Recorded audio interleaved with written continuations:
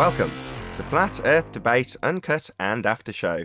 I'm your host Nathan Oakley, and if you are new to this channel, or you've not done so already, then be sure to subscribe, hit the bell notification icon and join button if you'd like to become a Nathan Oakley 1980 channel member and keep up to date with the Flat Earth Debate.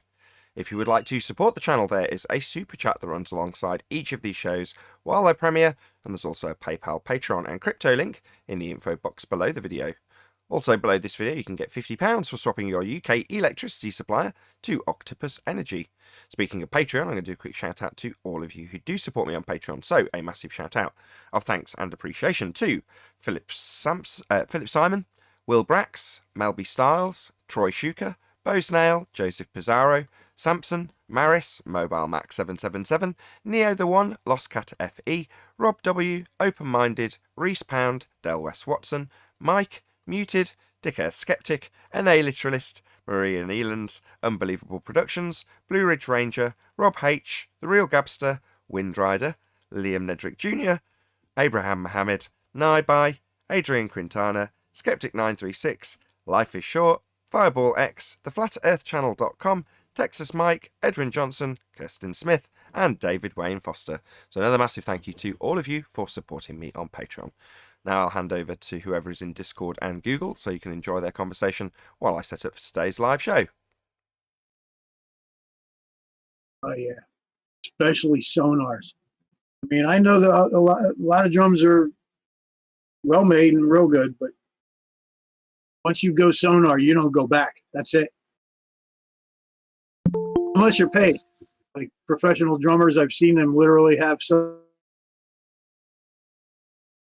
and then not have sonars, and I'm thinking, the only way they're doing that is because they're being sponsored by Tama or something, because sonar, I don't think will give you a kit regardless who you are. You have to pay for it. So like Tama and other drums, they just give these famous drummers their shit, so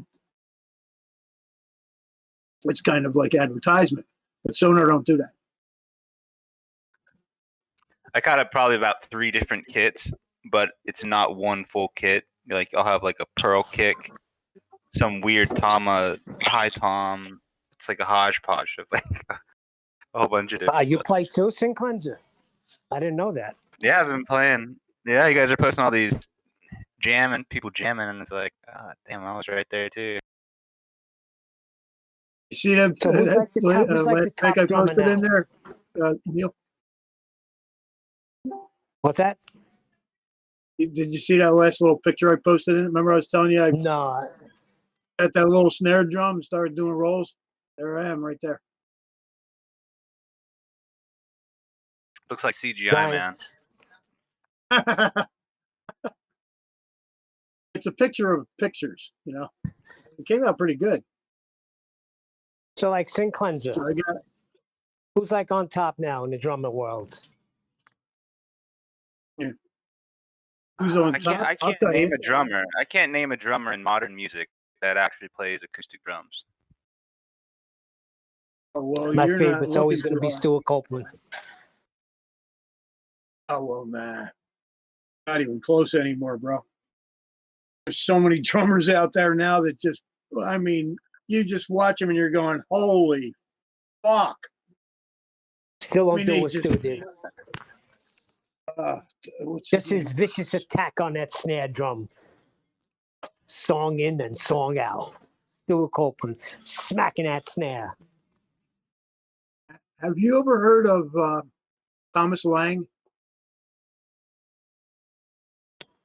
Never heard of him.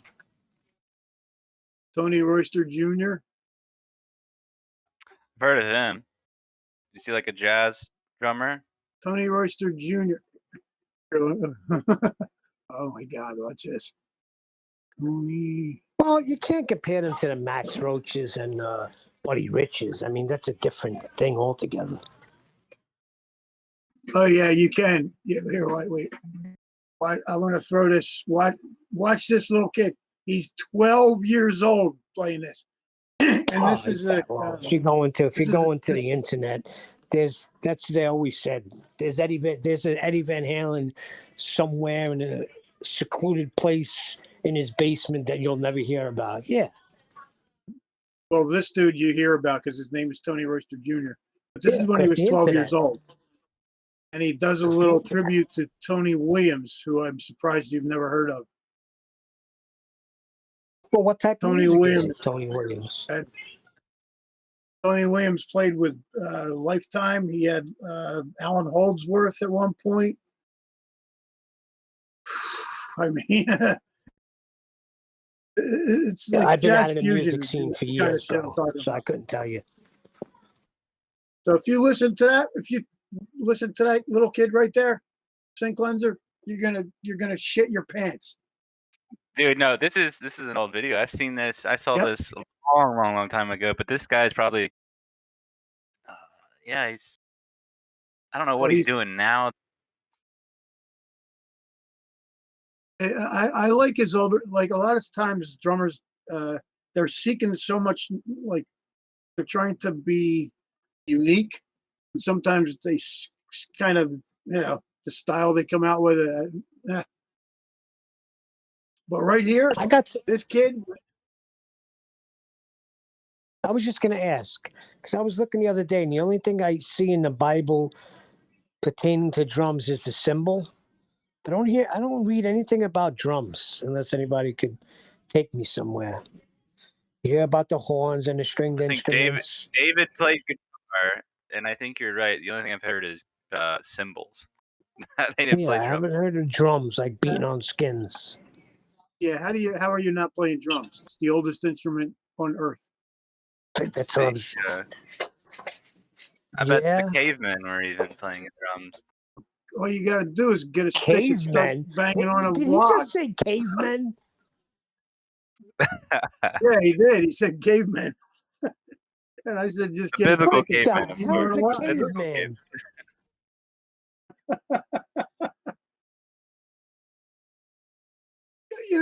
Technically, I think a lot of people back then were cavemen. You trying to But tell not me, in- Neil, no one lived in a cave? Right, that's what I was just saying. You know that's not what you meant. I think You some meant people, you some meant people you still meant probably do. Cro-Magnon man or something, or Neanderthal man. What makes you think people ever did? Exactly. How do we know they lived in Look, caves? if you've been in the forest before and you've been in a cave, it actually is one of the places you'd want to avoid. It's got bears, snakes. No doubt. Bats. No doubt. Come to think of it, yeah, it's probably a. No, but they probably did every now and then. Hang out in a cave for a night. Yeah, absolutely. And you take the cave over. The only cool Or cave human I know is in beings. the Lost Boys. See, human beings can make fire and chase shit out of the way. Even before we had guns and all that, knives, we had fire. Yeah, right. Fire was a weapon. And Robinson Crusoe would fit plumbing in the cave, but how would we go on? That's one of my favorite parts in Castaway when he finally figures out how to start a fire. Anybody familiar with that movie? We watched that the other day. My wife Yeah. did. My wife had never seen it. Castaway. Oh, So that was great. Before she got into it, I don't think she realised that a good chunk, maybe 2 hours, is zero dialogue. Literally no words spoken at all. Yep. I just remember it being a big fire. FedEx commercial. Big FedEx crash at the beginning. It's like one big, Yo, that was intense. like a Though. one big FedEx commercial. Yo, that was intense. That scene. though. Yeah. I'm holding on to my chair watching that. Yeah, it was one giant FedEx commercial. Yes, that's right. But it also, at the same time, if you consider that the plane crashed, it's not really a great commercial, is it? Exactly. But wasn't that an intense scene? Am I alone on that? The what scene? The whole plane crash. I thought it was rather intense. Oh, it's epic. Was the Yeah, it's hold epic. on? Was the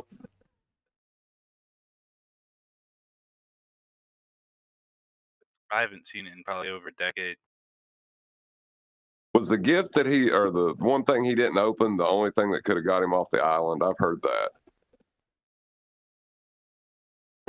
What was it? Like a satellite phone. But they never tell you, right?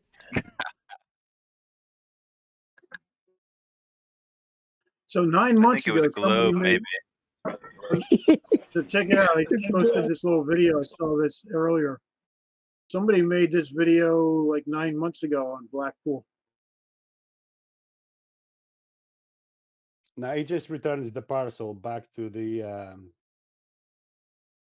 person that sent it in the first place. See, that's the dedication FedEx can offer. That's why you always go with your gut. She should have went with her gut. That's why you She pay knew for he was the alive. first class shipping. Right. Are you speculating that in the movie, when he takes the package back to the cute woman that just happens to be a similar age to him, you're saying that what No. she had ordered that he'd been on the island with in that package that he didn't open was a satellite phone for her on her farm? No, he Yeah. didn't give it to her. He left it at a doorstep. He met that girl at the crossway. Yeah, and on the back of her van was... Oh, yeah, it was her package. You're right, Nathan. I'm sorry.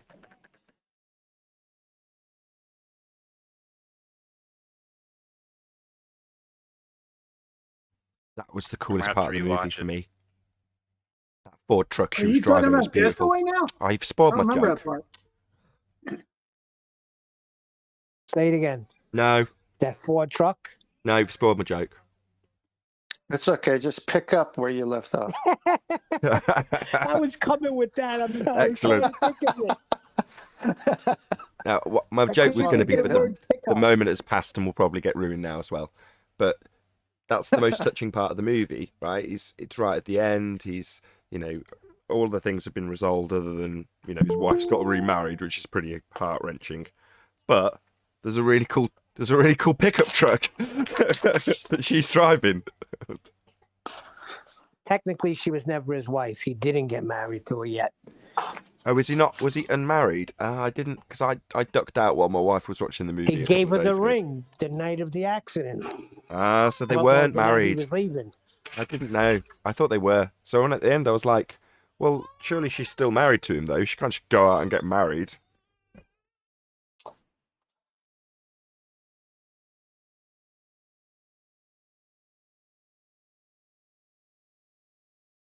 That was a good dialogue yesterday with Rumpus. I enjoyed it. Are you going to cut that section out just for itself? Too long. I know. Part A, Part B? Or I like too the long. way you just- set him up, Nathan. You set him up really nice. Been waiting for someone like Cats to come along for a long time to just reinitiate the. There's been no bridge between Isle of Man and Black Swan until now. Thank you, Cats. Thank you so much. Isn't that Somebody dropped. reminiscent of so many other things that initially act or look like something else, and then as time passes, it comes to be your aid rather than what they said it was. Thanks, Bob.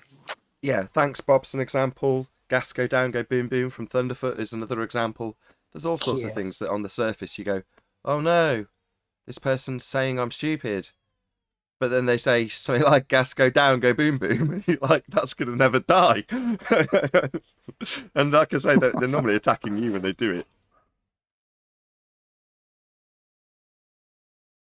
Yeah.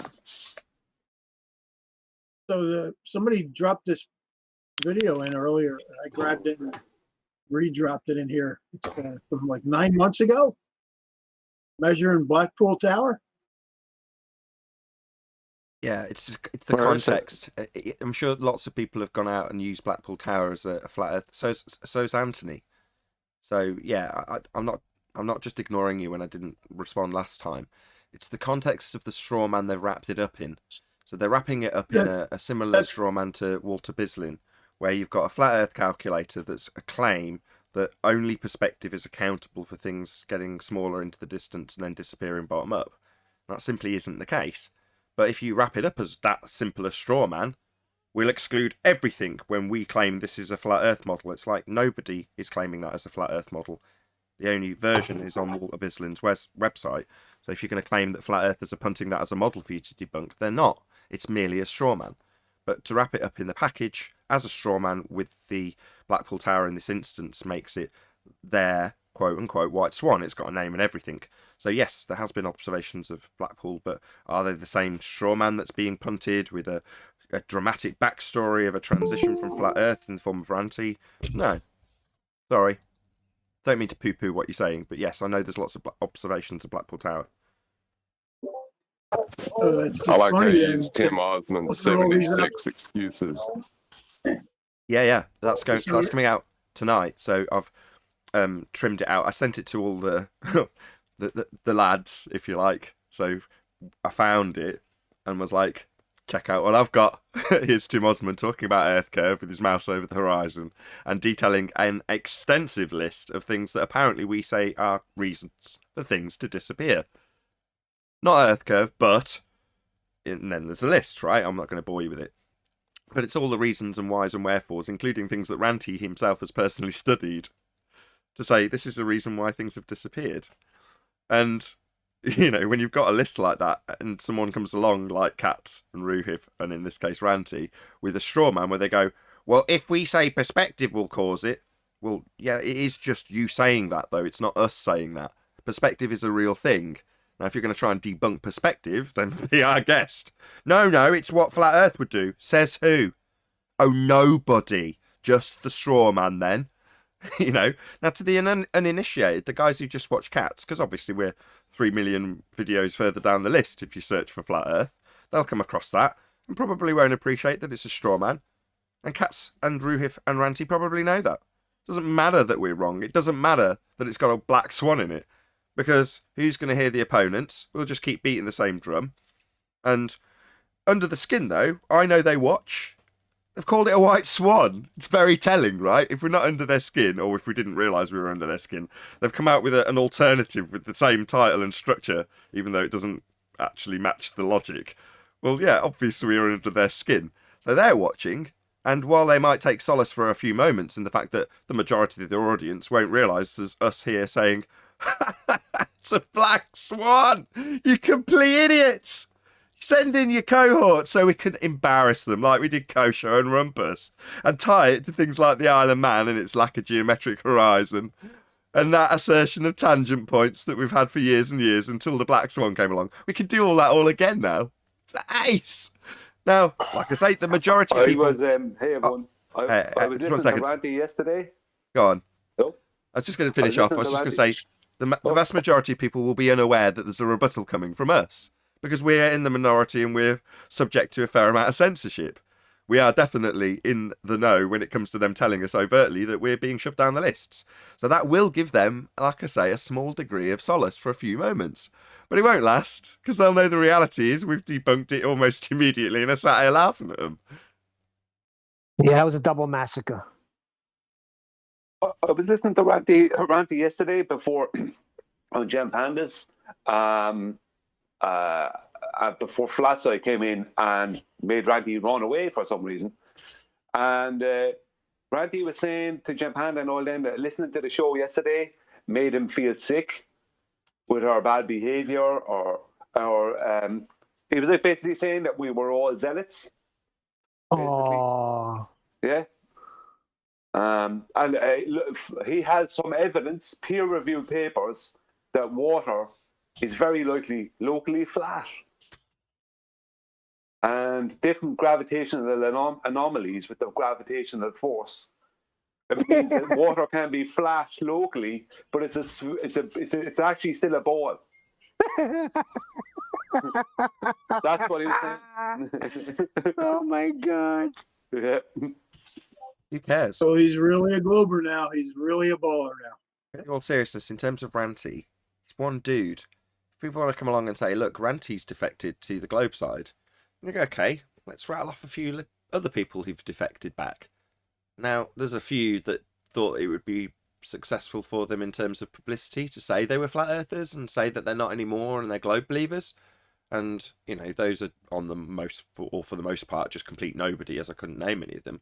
But you've got on our side, we had Chris Monk, who defected back, ex-Freemason, Nevertheless, that ex-Freemason did transition back to Globe Earth after leading us down the garden path with a lot of the Isle of Man discussion. Very interesting transition back. Very useful to claim that a Freemason came into the arena of Flat Earth and then transitioned back. Also, Ranty Flat Earth. Now, if there's a list maybe a dozen long, I'd be surprised. But meanwhile, every single Flat Earther in existence has transitioned from the globe. And we've got, what, half a dozen that have transitioned back? And in this case, with slightly, let's say, smelly motives. But nevertheless, it's not a very long list.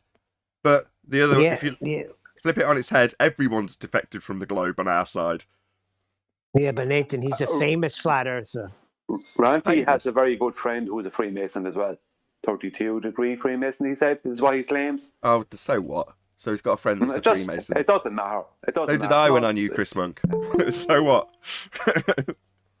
So what are you trying to say? That they have the secret? No, they have the truth? I just said I'd throw that out there because, you know. Good morning. Hey, Elijah. Yeah, okay. I threw it in there, so I can't really blame you.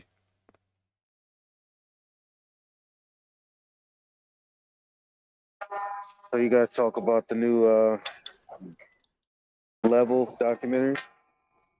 We didn't get around to it yesterday. It did come up, but we didn't end up talking about it. More pressing. I tried to. It was all right. It's like having a full course meal without the meat, honestly, if you ask. But for normies, it's all right. What meat it's better than all right for normies. Hold on, what meat's missing? Our meat. Actually, yeah. Why there's no geometric horizon? When he talked about space, he didn't even Dave Murphy, he didn't talk about the second law of thermodynamics. He didn't even have to say that. He just mentioned, I forget what he mentioned, but he didn't mention the vacuum of space. He didn't even say it. He didn't say it was a vacuum. Like, come on. Elijah, it's okay to say it. They didn't have our meat in there. We got meat. We got prime rib. That's what makes it completely suspect to me. Sorry. What's suspect? I love this. This is all conspiratorial stuff. I love it. Go on. What's suspect? Tell me more. Yeah, it makes it suspect to me. I was looking at Santos Bonacci's behavior. I didn't like it. There were several comments that didn't like it. There were people that didn't like it. You're right. Like dog whistles. Like for us, we see it in you know, the subtleties we kind of just look over, but I did notice the tone. And I was like, well, the information isn't new. All they did was compile things that we've all seen. Maybe some people out there should have seen that, but they didn't leave learning anything ultimately about the fundamentals.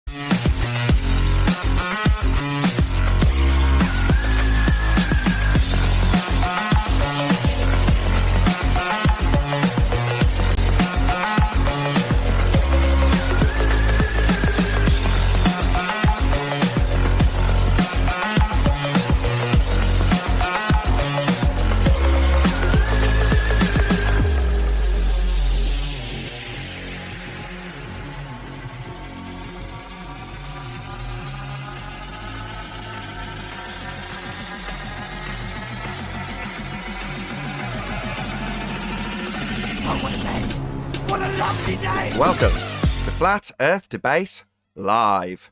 I'm your host Nathan Oakley, and if you are new to this channel, or you've not done so already, then be sure to subscribe. Hit the bell notification icon and join button if you'd like to become a Nathan Oakley 1980 channel member and keep up to date with the Flat Earth Debate. If you would like to support the channel, there's a super chat that runs alongside each of these shows while they are live. There's also a PayPal, Patreon and crypto link in the info box below the video. Also below this video you can get £50 for swapping your UK electricity supplier to Octopus Energy.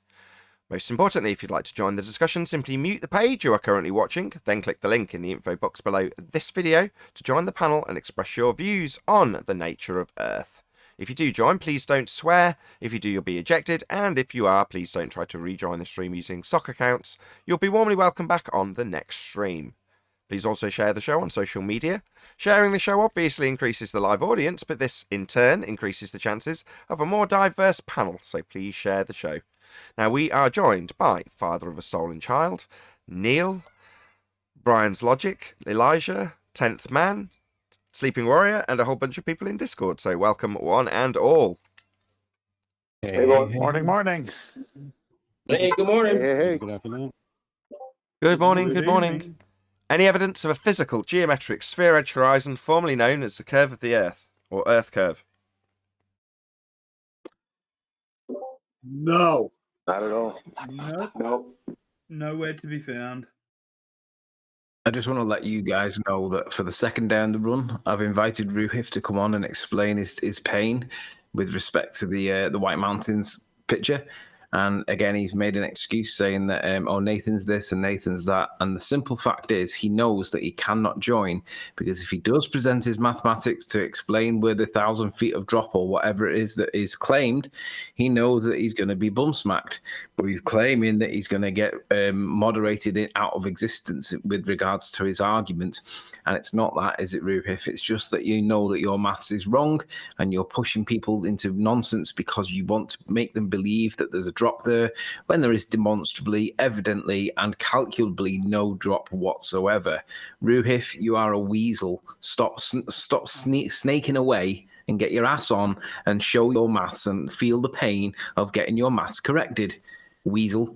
By moderated into all existence, does he mean we'll be asking him why he's using perspective exclusive feet and inches or meters values for his mathematics? Yeah. He doesn't. He wants to be able to say what he wants to say, it not get challenged, and then everybody go, "Oh, Ruhif, you're so wonderful." Yeah, he wants a chant. Yeah, Ruhif. Yeah, he wants to chant. Yeah, if you already know that we're going to ask why you're using angular sizes in a flat Earth straw man no one's claiming, and then using feet and inches or meters in your begging the question proof of nothing perspective hijacking Earth curve calculations, then that's why you don't want to come. That's just admit that. Your calculator's bunk, and you're scared of flat earthers. The tables have turned. We know it, Ruhif. We know the tables have turned. We are now setting you to task. So, for example, Ruhif, if you want us to play along, we can, like we played along with Kosho. And we can say, oh, did you think that your little straw man representation of what flat earthers claim, nobody's claiming it, was just perspective?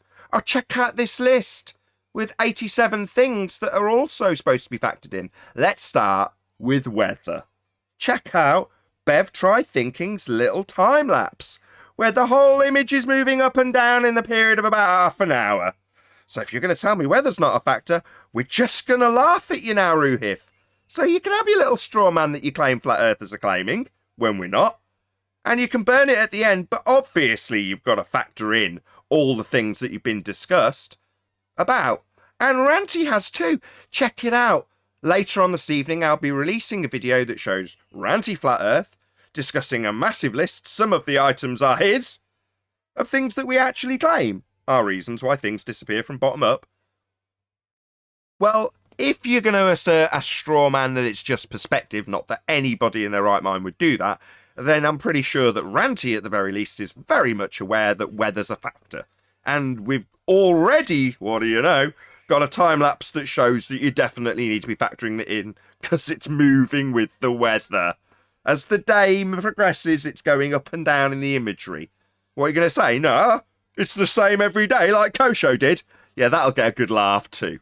So you can have your straw man, Ruhif, Cats, and Ranty, but I think you're all well aware that weather's real, so you need to get them into your maths. Obviously cite which flat earther didn't use it in this straw man model that nobody's claiming that you're burning, before you do stick the weather that you're going to stick in, because obviously we're going to need to verify that that's actually what we'd be claiming, unlike the straw man that you're burning. Can I just point out as well, Ruhif is watching, and I'm going to give him a shout out because I want everyone in chat to say, hi, Ruhif, because we're all watching Ruhif. We can all see you, and we all know that you're watching Ruhif. I should be on this panel, and you should be denying, or you should be sharing your pain, Ruhif, and we all know that you won't. So everybody in chat, say hi to Ruhif, because we can all see you in chat. Not in chat, but we all know that you're watching. Hi, Ruhif. Go on. I Ruhif. Moreover, we now have to debunk your claims, and that's why you're not here. We all know it. Claiming that you're going to get censored is total bollocks. I make it my point on the show to make sure that everyone gets to make their claim. I'll stop other people interrupting it. By the time they start funding muting the challenge to their claim, yeah, that's when they get shut down, yeah. But in your case, Ruhif, you're generally pretty polite, and I'll let you get to the end of your explanations that use feet and inches or meters for things that are slanting away from you, mountains, with scalars that make absolutely no sense.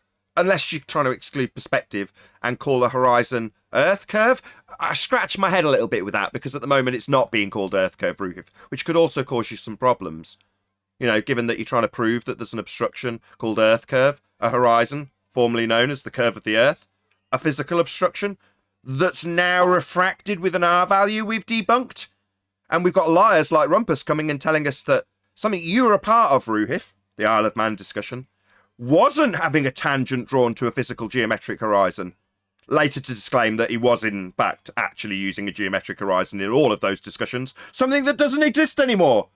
So I'd like to thank you, Ruhif, personally, for opening these floodgates, given that you personally were involved in some of those calculations, where you drew straight lines for the geometry as is necessary, to a horizon you were claiming to be proven with this maths. That would be Earth curve horizon that we've debunked. Refracted, right, dickheads? Well, that means every single claim you made in the Isle of Man is void. You were wrong. It's all bunk. Thanks, cats. It's nice to be able to say that. Maybe ask us where Ireland is when we point out that the horizon you were trying to claim in that argument isn't real. It's actually a second horizon that was never factored, never calculated, and in fact was used originally as a geometric position that you knew the targets were refracted because of their position with respect to that geometry that's now dead.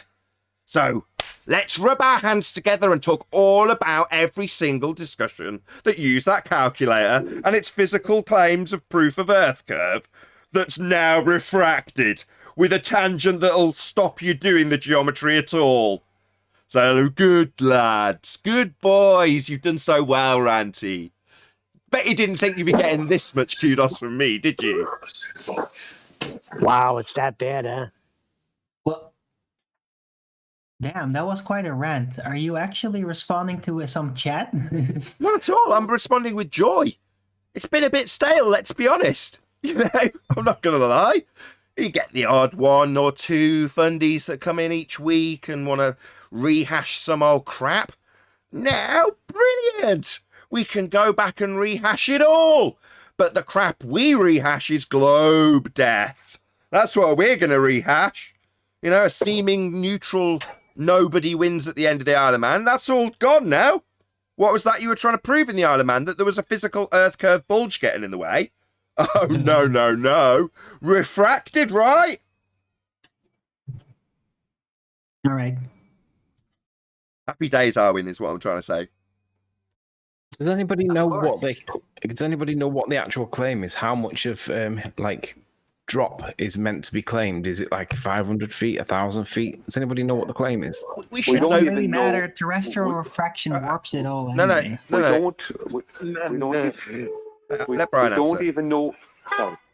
We don't even know the correct observer height. We haven't got any of the original information of the original photographer. And I did, the original photographer, Kevin Jackson, I did email him, and I haven't, as far as I know, I've got nothing back so far. So, and I've heard three different versions of the observer height. One was 8 to 9, one was 8 meters, one was 9 meters.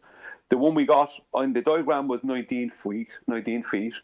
And now I heard Randy saying yesterday it was 12 meters. Perfect. Well, Sorry so- to interrupt. Sorry, I need to appoint or delegate an administrator. Who wants the task, please? Who can take notes? Oh, I wanted to just point out how that wasn't actually answering the question. Never mind. Go ahead. You might be on I the want same somebody to path. start making a note of all the different observer heights we seem to have been given, and I want them noted down and who's given them. So we'll start making a list because we're not going to be getting these heights, and I want to make that clear after the fact. So first and foremost, Neil, you're fundy muting me, mate. Let's get this clear. We're starting getting a whole load of anomalies and different observer heights. Jolly good. Now let's get something clear. We, as flat earthers, do not make this claim. You find me one flat earther who says the only reason things disappear into the distance is because perspective. Only. Here's my model of a perspective-only world that doesn't factor in anything else at all. If you can find me a flat earther that claims that, I'll applaud you because he'll be a complete retard. Nevertheless, we don't claim this. This is a straw man.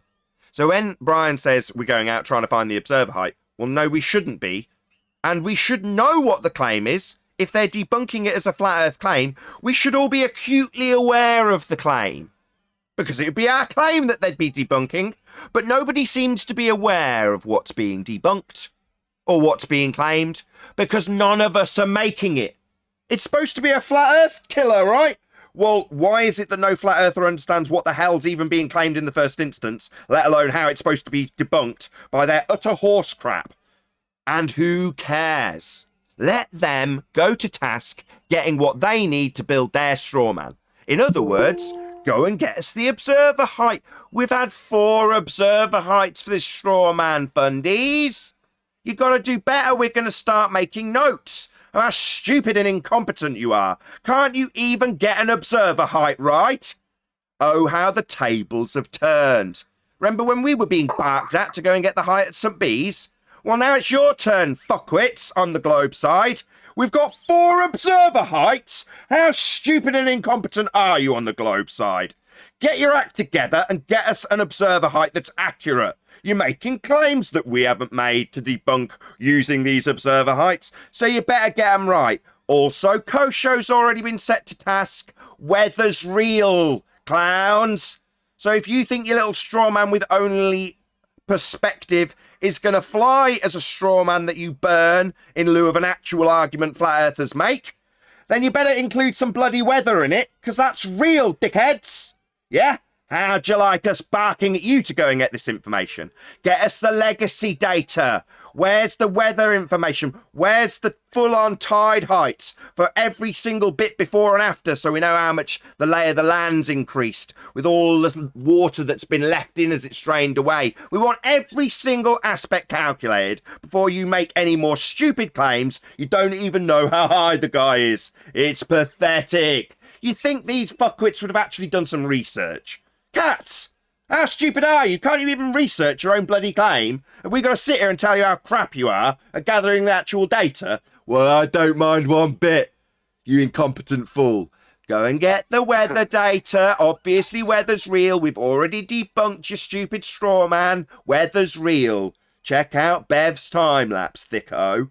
Now go and get the legacy data for the weather, and then we'll go from there, adding things as we go. When we get to number 89, we'll see if your straw man's still flimsy enough to burn, or if it's so laden with crap that you can't even set a spark to it. We'll see how you get on when we get to the end of our list of things that we actually have said in the past would be reasons for this claim that you're debunking as a straw man. Now, chop, chop, idiots. You're getting orders from us, so get on with it. Yeah. It's not a problem. Sorry about that. I walked into some shit. Yeah. So I just wanted to Nathan's been say, going like, for they 20 asked what's people are asking what's the claim. So if Nathan hasn't already made it like super clear, so let me tell you what it's not. It's not a proof of the globe Earth. Here's what they say. What we're looking at disproves that the Earth is flat. So it has to be a curved surface. That's what they're saying. So, okay, this disproves it isn't flat. What does that mean? I think that's the question everyone's asking. What does that mean? In relation to what? Is there a flat Earth model? Is there some, what is it that you're saying is impossible? Illustrate it. Draw the. I don't. Oh, they've told us. Impossible Oh, they've told on us. They've told us. They've told us. Wireframe model. They've told us. Flat Earth. Oh, God. They've told us. They're debunking perspective. That's what they're actually doing. And then saying flat earthers claim perspective. Therefore, if we only account for perspective and we show how only perspective doesn't match with our maths that we have done, not that we've claimed it, not that flat earthers have done it, not that flat earthers have done the maths and claimed it as a proof. It's just a straw man. But they're saying they're debunking perspective. We established that with Kosho. So, no, they're not debunking a flat earth. They think they're debunking perspective because they're idiots. Nathan, I have something on screen there shared. Can I go forward with that now, or do you want me to hold off for a few minutes? No, man, I'm having the time of my life, Brian. Just for Arwen's benefit. It's not a rant. I'm in a very good mood over this, just so you know. Can I clear something up? I walked in, and the first thing I heard you say was, we have 4 different observer heights?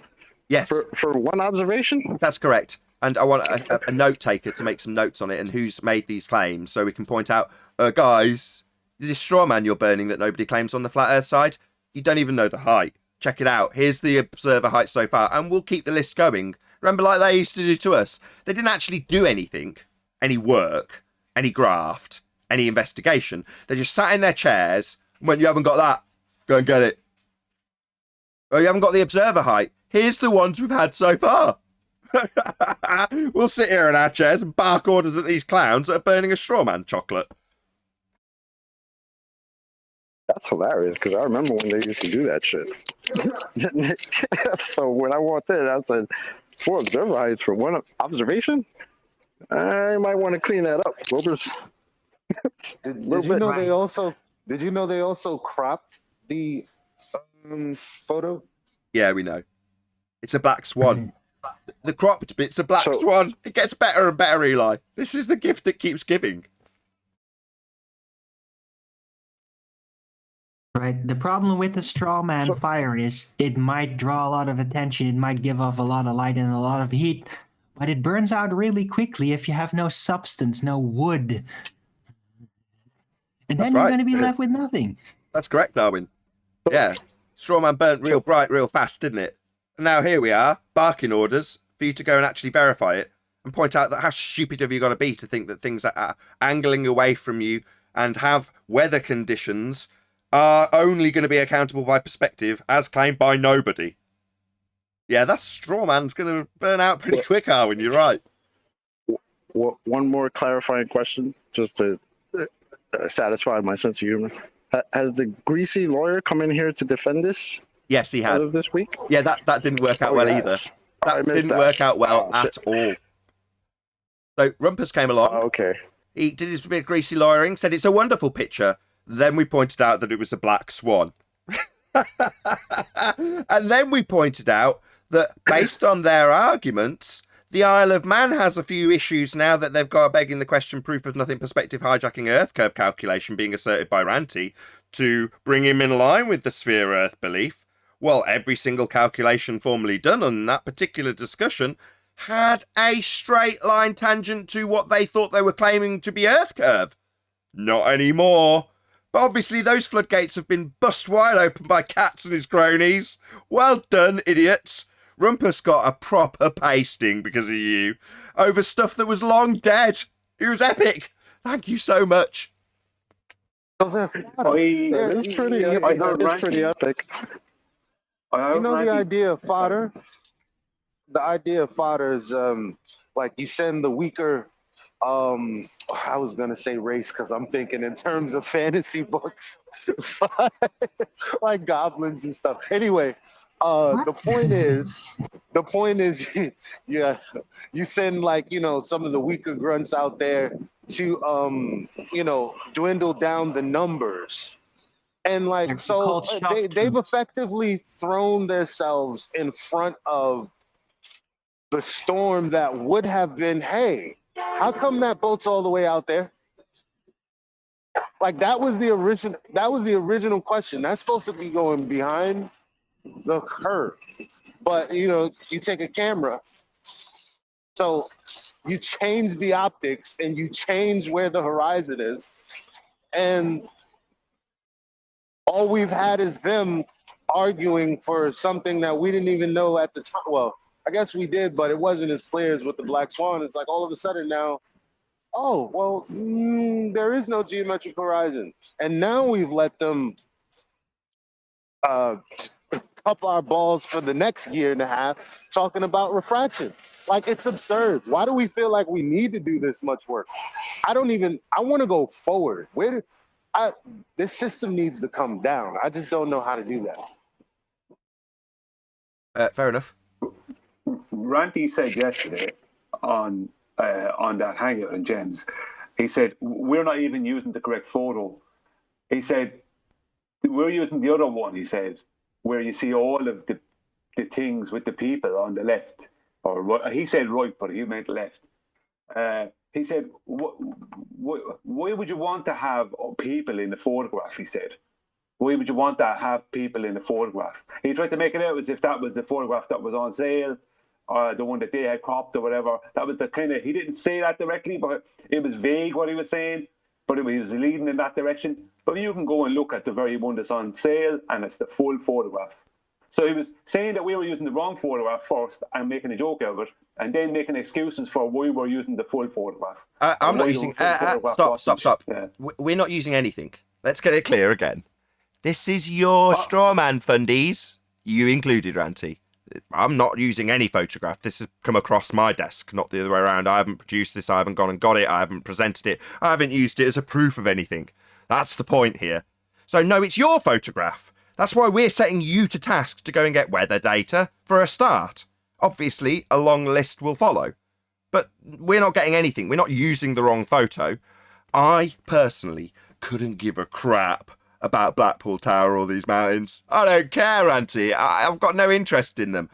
Unless some wanker like Katz comes along and says that it's a flat earth killer, even though nobody's claiming it except him.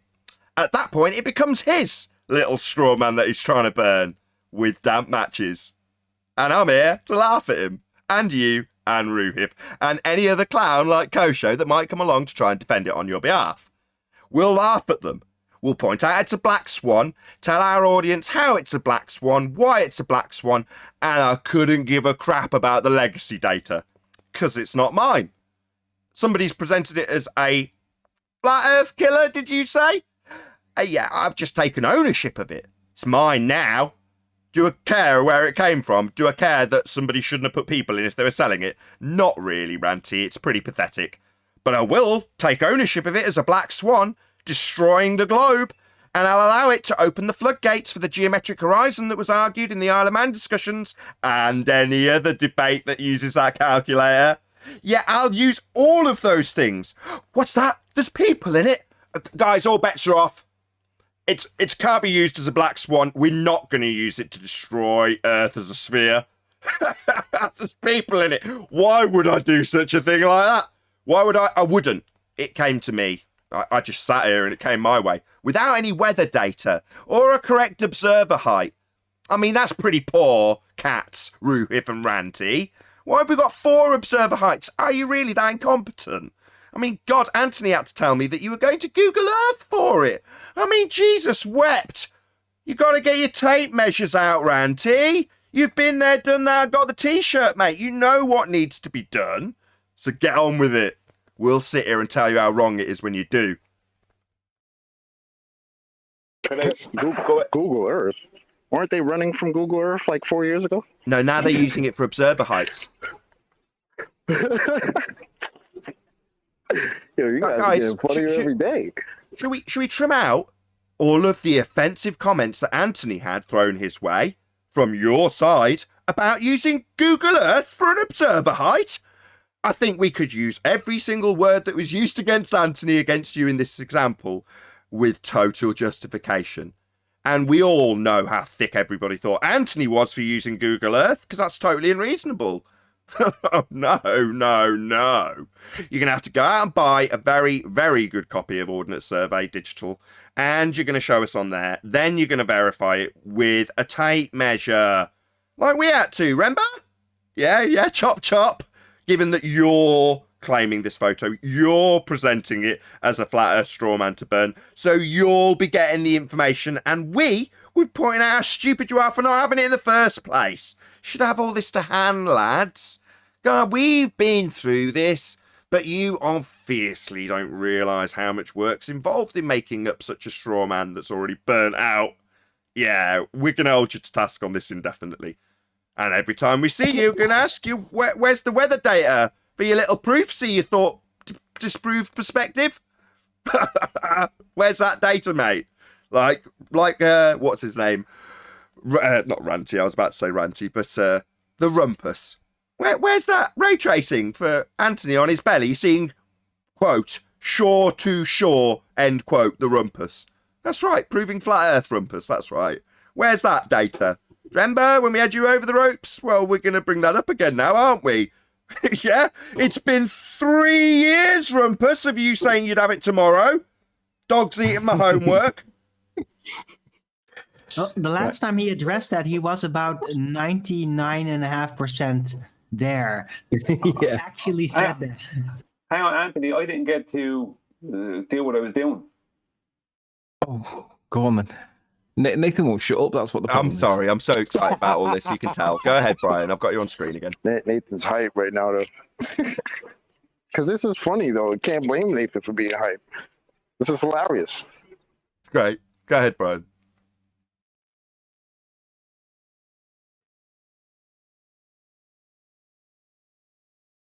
You're on mute. I am. Sorry. I was already that Anthony is the problem, right? Right. I'll make this fast as possible. This is you can critique whatever you want on this. This is just some rules I made up for concerning flat Earth and globe Earth angular size change rules. How to calculate for. Okay, for flat Earth, step 1: negating all visual, refractive, weather, and temperature effects. Basic angular size change calculations should take place, i.e., twice the distance, half the size, rule of thumb calculations, etc. Step 2: following step 1, all refractive, weather, temperature, and visual effects should be accounted for and added to the final determination, i.e., visual occultation, optical drop, weather, temperature, etc. For globe Earth, step 1 should be all curvature calculations based on distance of object and from observer and observer height should take place pre-angular size change calculations and should include 7/6 or refraction and be done using one of the official curvature calculators online, which reference a sphere Earth with an average radius of 3959 miles, i.e. made of 1/4 baseline, etc. Step 2, negating all visual, refractive, weather, and temperature effects. Basic angular size change calculations should take place, i.e. twice the distance, half the size, rule of thumb calculations, etc. And then step 3, following step 2, all refractive, weather, temperature, and visual effects should be accounted for and added to the final determination, i.e. visual occultation, optical drop, weather, temperature, etc. So that's just a quick list of rules, and I can add to it if anyone wants. We definitely will. Yeah. Because this is like things that are not being done. So I'm going to point out 2 things that were not done. First of all, on the globe side, step 1 was not done. They did. Step 1. They just calculated. Step 1. They calculated the flat Earth angular size change and tried without adding in any refractive, weather, temperature, or any of these visual effects. Just a basic rule of thumb, twice the distance, half the size calculation, and then matched it up to their, in some ad hoc way, to their globe Earth curvature calculations. But what they didn't do is they didn't add in, then after doing these curvature, they didn't actually do the curvature calculations and then do basic angular size change calculations and then do refractive, weather, temperature, and visual effect calculations and added all of them to their final result. They didn't do any of that. And with the flat Earth side, they just did step 1 and didn't do step 2. So they never added step 2 for flat Earth, and for globe Earth, I don't even think they did any of them. They just decided after step 1 for flat Earth didn't match exactly what they wanted to see. They decided it was a globe. So one second now. This is the photograph, right? What's that on the mountains over there, right? That's snow. This is taken in late evening. there's snow on the mountains. That means that it's cold. So we know in late evening, right, and in cold conditions, that light is more likely to be bent down the way and pulled down the way. So if they do correct angular size change calculations for a flat Earth, which is basic calculations for angular size change, and then add in all the refractive weather, temperature, and visual effects, i.e. Blackpool getting in the way of you actually seeing the base of the mountains, all these kind of things, if you actually add in all that stuff, right, then they can make some kind of an ad hoc claim. Until then, they can't make any claim. Yeah, indeed, absolutely. And that's part of the start of an extensive list to follow. Now, they've already compiled this list like we're compiling the 4 observer heights, one of which use Google. Bloody idiots. Anyway, these clowns don't really know what they're doing. Don't even know how the photo's taken from by the sounds of things. Definitely don't, as we've got 4 of them, so who knows? But meanwhile, all they've done is some slapdash apply perspective and try and debunk it. Absolutely pathetic. So we've started the things you guys need to go and get for your little straw man that burnt bright, fast, and died with us now, humiliating you. Yeah? By pointing out that your comparison, when you accept that things get smaller with distance, and we point out, and have been for about 3 straight years, your calculator excludes. We're going to want that parallel. We're going to want you actually accounting for things getting smaller in your Earth curve calculator, because you're begging the question, proof of nothing. Perspective hijacking Earth curve calculator does not change the size of any targets. And if you're an audience member and don't know what that means, whenever they're calculating for a globe, it'll be a feet and inches or meters value ascribed to the target, meaning that you cannot actually see any significant change with distance. A 10-foot wall's a 10-foot wall a meter away or 1,000,000 miles away, and that's how their calculator works to exclude angular sizes. But yet when they compare it to flat Earth, suddenly it's only angular sizes, and they're going to show how only angular size doesn't work. All right, what about weather? We've shown Kosho, we've got a time lapse. Obviously, stuff's changing minute to minute almost. So you're going to need that data to make your claim. Right, Anthony, I've got you up. Did I miss it? Did Kosho say weather doesn't exist or not a factor in anything? Correct. Or... I trimmed that out. Oh, wow. I overlaid it with Bev Try Thinking. Thank you very much. I put credits to you in the description of the info box of the video that's coming out tonight at 7:45 UK time. That video has got him saying, though it's not going to change. And as he's saying it, I've got Bev's showing it over 30 minutes changing significantly. So, yeah, we've already got to the point where we can demand that they go and get the weather data. Shock and awe, they asked us for it when we were debating the Isle of Man, and Anthony had got the imagery of the Isle of Man. Obviously, it was his imagery, as opposed to some thing that he found. But nevertheless, he was demanded to get all of this legacy information, which he obviously was scratting to get because he hasn't got it at the time. And neither have they. But we'll hold them to that in the first instance, and then there's a list of about 80 other things that we can add thereafter, should we choose to, if they actually go and get off their ass and do some work. Because at the moment, they're just making baseless assertions about perspective. It's pathetic. Right. I want to make 3 or 4 points.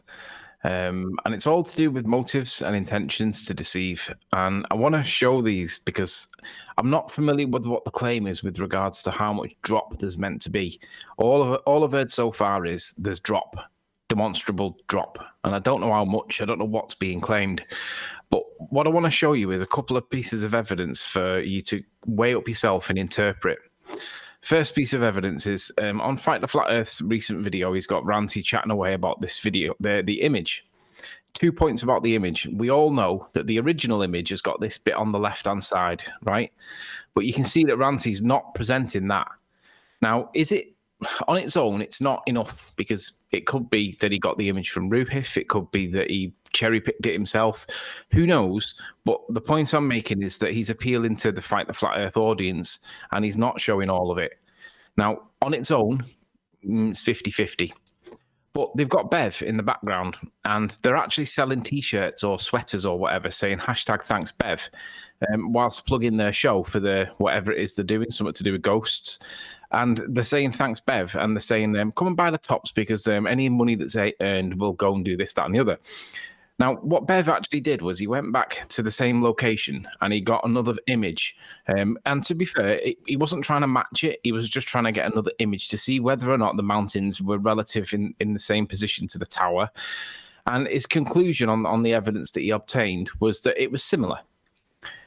They've credited Bev, thanks Bev, in a way that makes the audience think that Bev's proved something. And all he actually did was went back to validate some part of it to see whether or not the elevations were consistent with the tower. But by presenting it as a thanks Bev, it implies that Bev's proved ball Earth, which is totally dishonest.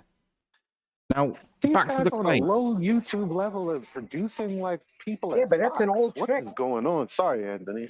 Go ahead, Anthony. News. I know.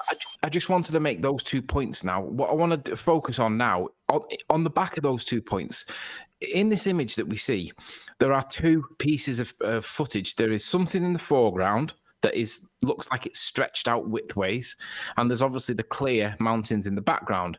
But I think we can all agree that there is 2 points to the whole image, right? There is something in the foreground, and there is the clarity of whatever's in the background. And I'm going to say that the stuff in the foreground is significantly closer because it appears to be bigger, and I'm going to show evidence to indicate, well, to prove what it actually is. Now, bear in mind, we don't know what the claim is for how much is supposed to be dropped, but we know that these mountains are all about 2,000 feet tall. And we know that if we're seeing 2,000 feet tall, we know that something that would be hidden, say, if it was, say, less than 1,000 feet, you would expect it to be behind the Earth's curve. If I was to show you evidence that shows that this mound here is 1,000 feet tall, and it is clearly not just above the horizon, it is 1,000 feet above the horizon, okay, it might be a little bit squashed. But if I showed you that this was 1,000 feet tall, this mound at the bottom, and therefore then I could say there is no missing drop in this evidence at all, then they're going to have to come up with something to quantify the drop that they're claiming. Because the mountains are 2,000 feet, I'm going to prove to you that this is only 1,000 feet. And if we say that that's 2,000, that's 1,000, plus it's a bit squashed. That's why it's not 50%. I'm going to say that the sea level here is the level Earth, the plane that we're living on. Oh. How do I come to this conclusion? Well, what I've done is I've put on Google Earth, I've put on the guy where he was at his observation point on Southport, and I've lined up with the Scafell and Scafell Pike, which are the 2 highest mountains in England. One of them Scafell, the other one Scafell Pike. Doesn't really matter which, but the point is that these are the mountains that are in the background. Now I want to draw your attention to this. If I zoom out here so you can see the whole line that I'm drawing, you can see what I'm referring to here now to do it. I've got obviously the observer. You can see the arrow as I'm moving up and down the line. It moves up and down. The observer's at Southport here, and as I move up the water, I just clip off the edge of the Blackpool town, go past that, and I start getting onto the water to where the coastline is. And now I get to the coastline, and we have a bit of relief elevation, right? We have this mound that's here, and this is 985 feet. So we'll call that best part 1,000 foot. But then, if you accept that there is going to be obstructing everything that's behind it because it's all lower than it, that bit there can't be seen by it. The only other thing that could be behind it would be this bit and perhaps this bit. And these 2 bits, when you're looking from down here, they're going to be virtually parallel with each other. You may not even see the back one. It might not be Scafell that we're seeing. It might be this thing in the foreground. But the only other thing in the middle ground is this. So what I want to do now is I want to zoom into this to show you what this is. Just before you do. Okay, you can feel free to do with whatever with the map, but the elevation profile at the bottom, Anthony, there's no drop in that elevation profile across that entire distance. This elevation profile is demonstrating it's a straight line. It's a flat surface. Straight line. Straight is the word. Horizontal would be the better word. Let's use the word horizontal. Between those 2 points, if you're going to describe what is occurring over those 2 points with a line of sight between the 2 peaks, you're describing it across a flat surface. So we will be using Google Earth as it shows Earth as measured flat. This elevation profile has no 8 inches per mile squared drop. It is showing it exactly as we experience it. Flat. Right, so don't run past my point because this is it. So this point here, I want to show people what this is, because if you accept that everything behind this up to this point here can't be seen because this mountain is blocking it because it's a straight line of sight to it, then what is this mound? Because this is the only other thing that's obstructing the view. Now, if this is less than 1,000 feet, and we know that it's in the image, then they're going to have some explaining to do. Now, that's where you can see where it is. It's there, isn't it? So let's just pull this over. There. We can see that that is 985 feet. So what is it? Well, if we pull ourselves down a little bit, we can see that there's a reservoir up there. So what do they do with reservoirs? They build them at high elevations, don't they? And what do we see? Oh, I'm just trying to get it in a little bit closer, but not that close. And what do we see with the land that we're looking at? You can see that it is a gradual, shallow hill. It's not a peak like a triangle. It's a shallow, flat thing, and it's quite wide, and it matches what we see. So if I go back to the original image, look at the shape of it. You've got this long, shallowy thing that's here, and that is matching the only other obstruction that is possible in the image, which is this. I can't really show it now because I'm not in the right place. But the point I'm showing you is that there is no other elevation blockages. There's that one, and then you end up with the peak in the mountain in the background, which is a combination of these two. There's nothing else. So when we look at the evidence in the footage that's claimed, this lower part here is 1,000 feet. That bit up there is 2,000 feet. Well, if that's 2 and that's 1, where's the drop? Because that's going to be ground level at 0.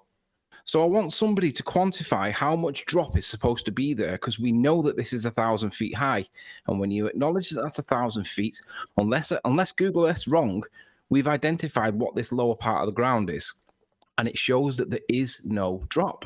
So can somebody please quantify how much drop's supposed to be missing in this evidence? Because there doesn't appear to be any, guys.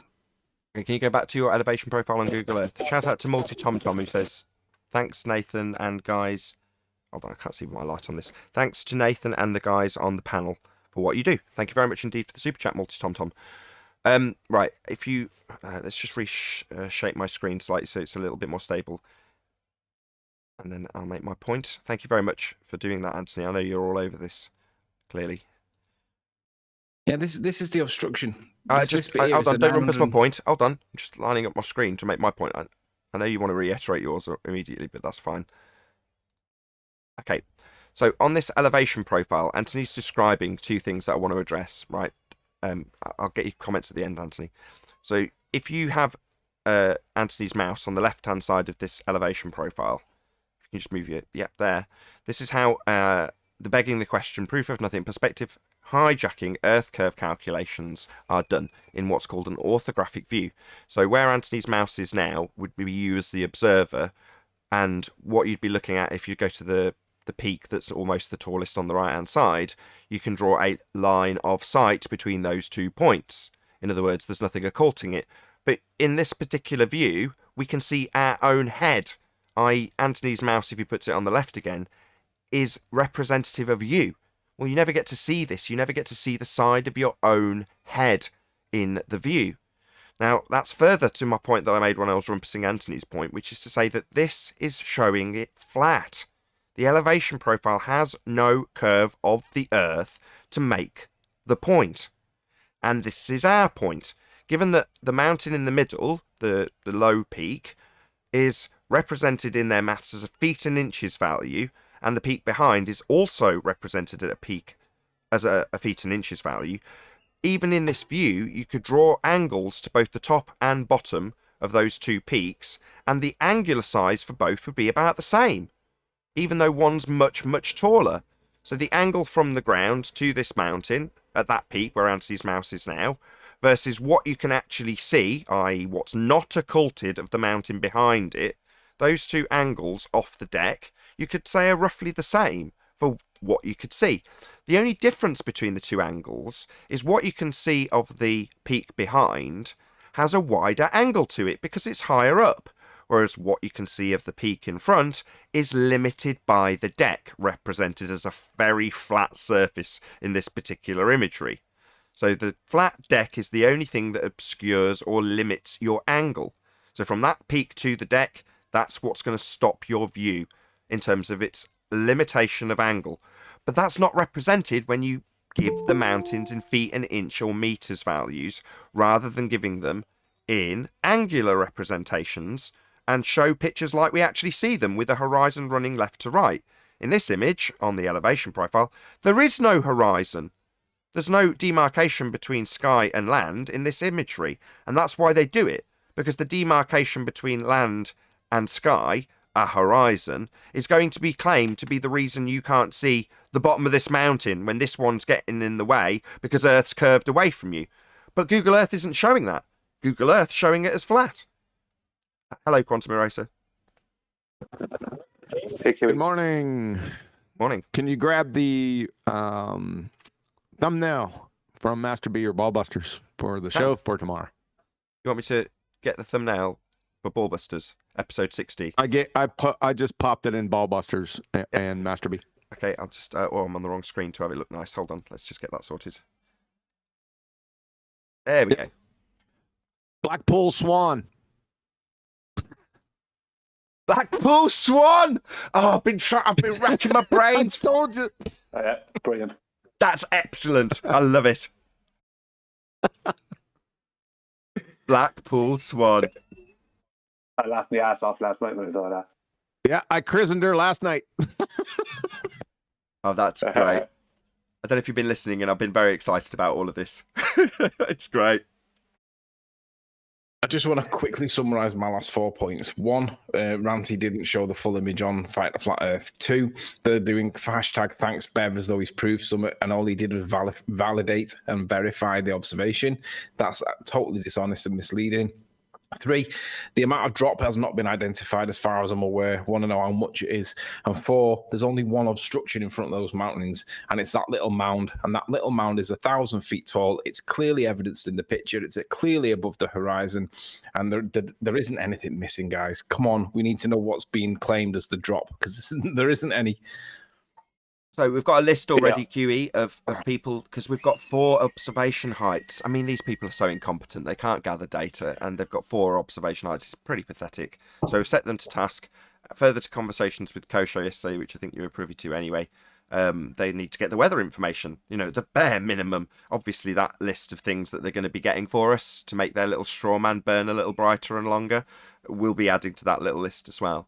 But meanwhile, they've opened the floodgates to the begging the question, proof of nothing perspective, hijacking Earth curve calculator, and its lack of perspective. And I'm going to add that to the list that Brian made earlier. I don't know if hopefully you're listening in, Brian. We've just presented in an orthographic representation how we're going to be making our claims in terms of how it would look, what's occulted with the mountains on a flat plane. That's what's just been shown by Anthony Riley. So I don't know if he wants to flick back to that particular view from Google Earth. I've got you up, Anthony. I just want to make 2 quick points before he does, as connection to his thing, Nathan. Okay, go ahead. If that's okay. Yeah. Very quickly. The weather and temperature here is obviously cold, like I pointed out earlier.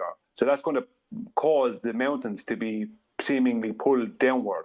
If you were in Bev's observation, the time lapse, there's movement up and down all over the place because the weather is not like it is there. It's not as cold as it is there.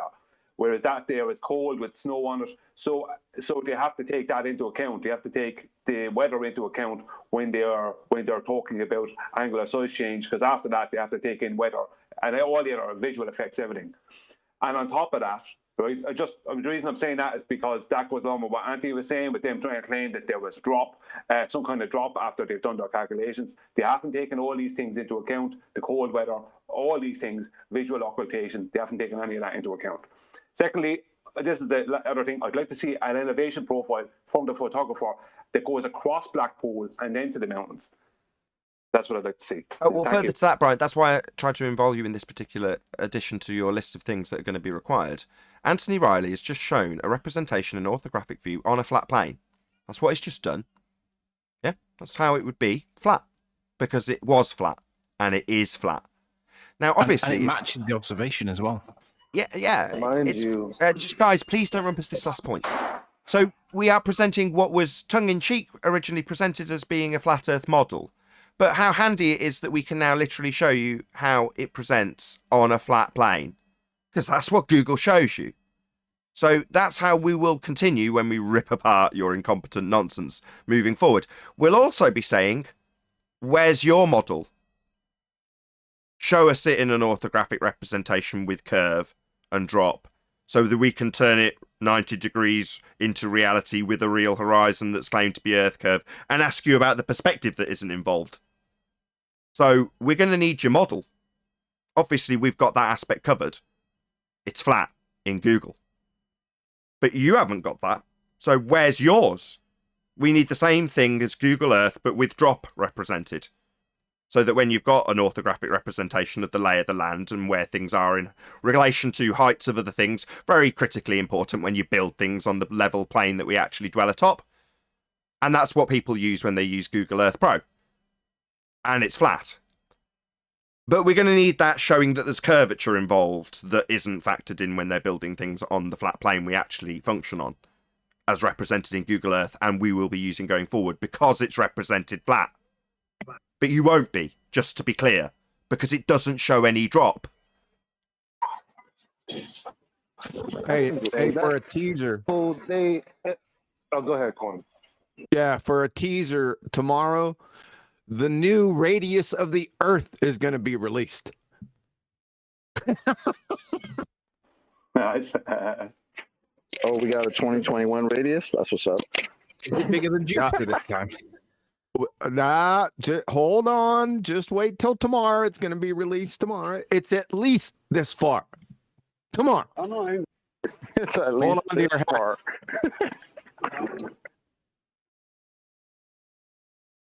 So isn't that crazy?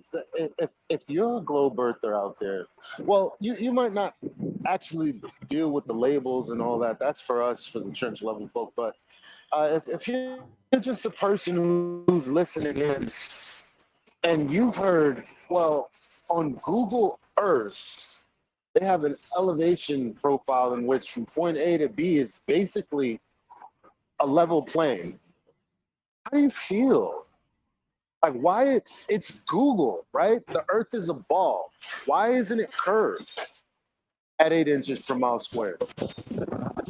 Ask yourself that.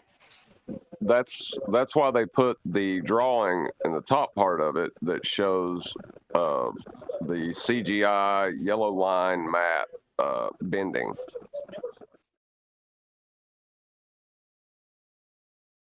Yes.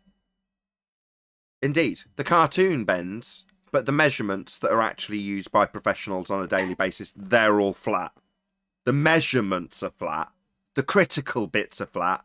The representations in orthographic view are flat. And as I say, any further claims of sphere Earth, we're going to need to see that modelled out. Now, obviously, just telling us where the target is and using your maths that's got a pathetic geometry with a tangent horizon, without anything actually modelled on it, like Anthony just showed the entire mountain range, a few mouse clicks. Isn't that amazing what we can do as flat earthers? But you haven't got a representation like that for the globe. Why not? It's pathetic. I'll tell you why, because we're asking in a rhetorical manner. Because the Earth is obviously, observably, and measurably flat.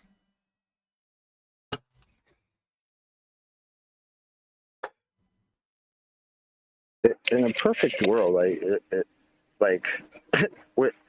wouldn't it be conducive for these guys that have made this claim, especially from what I'm hearing, Ranty, to come here and tell us about this, talk to us about this, especially being that, he started over here. Like, wouldn't it be like a great closure?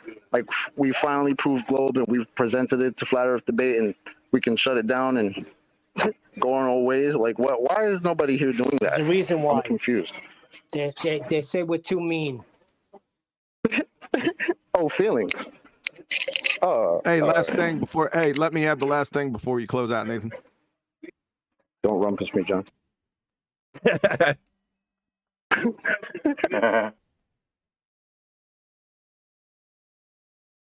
Yeah, go ahead, Kiwi. Go ahead. Oh, are you getting ready to close out?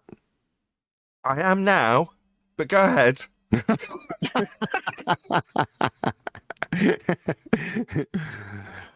Blackpool Swan, won't you come and wash away the rain? Blackpool sun. Wash away the curve. Wash away the curve, Ted. Oh, God, I hate it when they force me to rush into an outro. If you are watching this, however, on either Nathan Oakley 1980 or Nathan Oakley Programming Stream, stay tuned as there will be an epic after show to follow.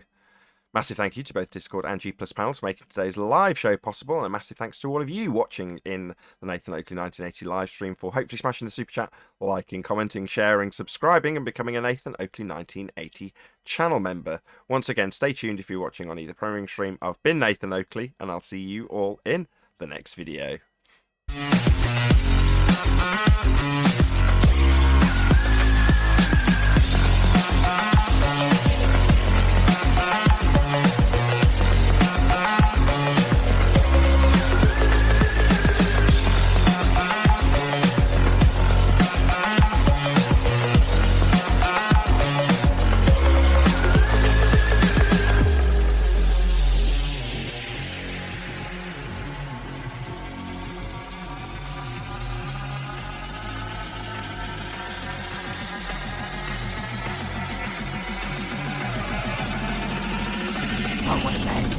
What a lovely day!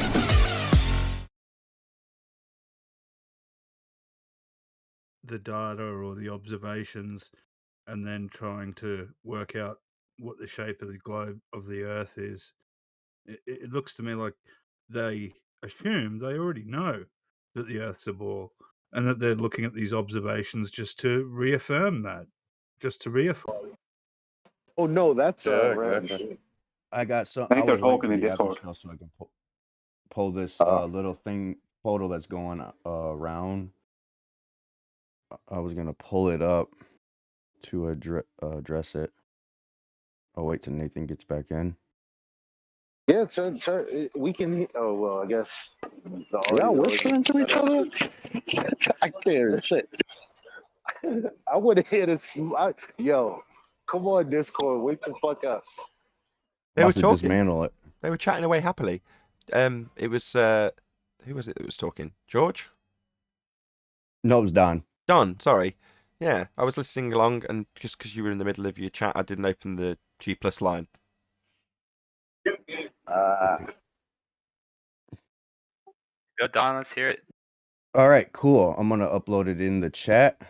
It is an image of a computer-generated image. Globers are tossing it around, saying what we should see. I don't know if you can see that, Nathan, but this is gonna be hilarious. I can't, but I'm sure someone will stick it up for me. Hopefully.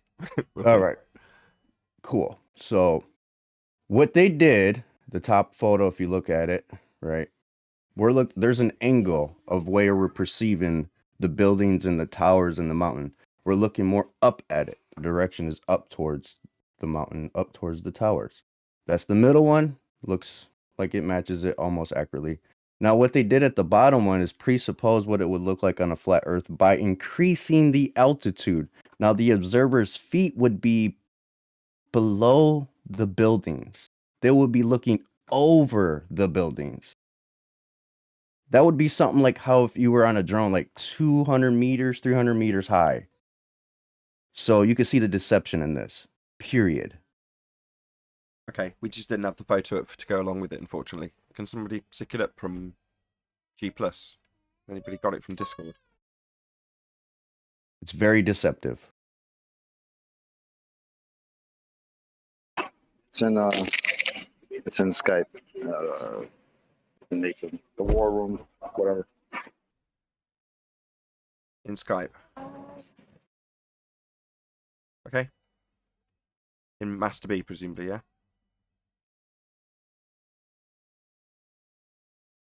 No, I put it in the other chat. The Nathan one. I'll put it in Master. Yeah, I got it. Defective is an understatement. It's a straw man. Like, whose man's is this? Whose pictures are these? Whose Earth is that? Not mine. I don't know what that.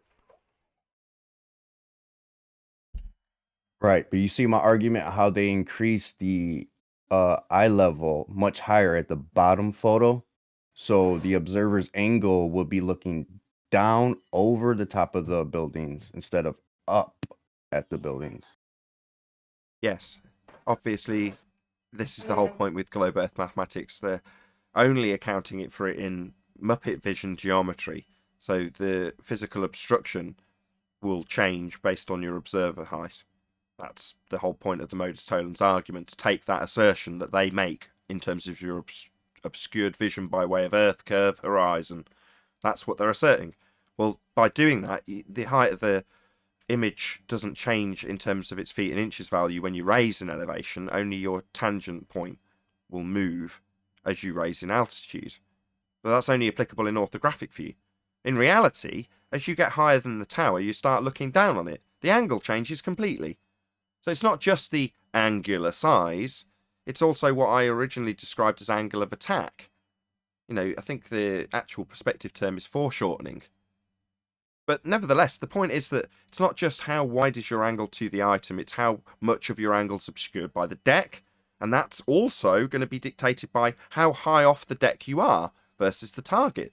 So there's all sorts of things.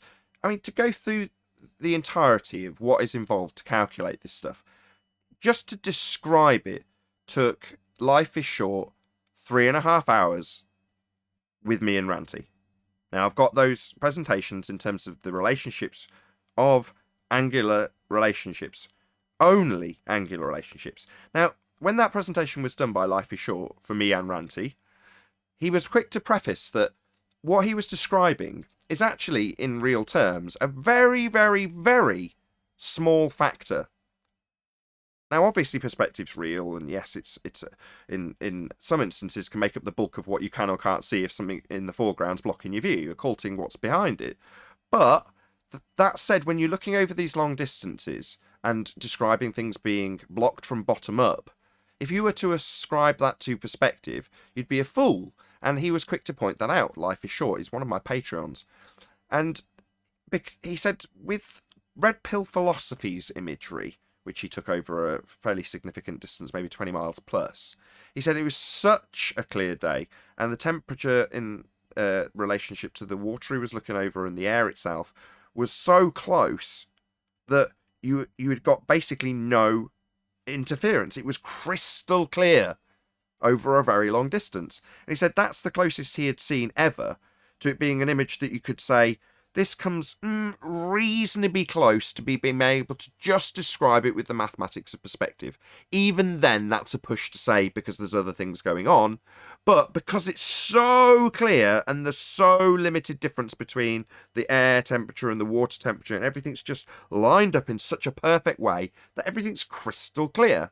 And in that very exceptional circumstance, he could start using it as an example for when only perspective can be exampled in terms of angular limitations and bottom-up obstruction. And it was really, really, really small. You know, it's a very far distance when you got that effect. So it's certainly not something that in isolation you would claim is the way the flat Earth works. It's this, back to this straw man that's currently being asserted. But people who have actually got a bit of gumption have gone out and actually researched this stuff to the level that Life is Short has, and he's been kind enough to share it with people like me and Ranty, I might add, which just brings a big smile to my face, because Ranty, well, he's heard this stuff at the very least. Whether or not he understands it's a different matter, but he certainly heard it. So, you know, if he's heard Life is Short make it explicitly clear that, you know, this is just one of many factors and is more often, if not very rarely, capable of being described as the world that you see in front of you or a long lens, you know, you're never going to get a circumstance where you just describe it with these mathematics. That's never going to happen because there's always weather, right? As Kosho found out yesterday. Anyway, that's my rant over. Could I point out some stuff about the diagram? I think it was Don. Was it Don that shared the diagram? Yeah, go ahead. It's Philip. Go ahead. The photo on top. Yep. Yeah. There's some very, very, very obvious problems with this. First of all, at the one at the bottom, for the two diagram parts, the main thing they've left out, which is very telling, the number one thing they've left out was the greater Blackpool area. They put in the tower, the Blackpool Tower, and the other spire thing there, and they have them from the base to the top. And they also then have a camera that's looking almost basically at the bottom of the camera.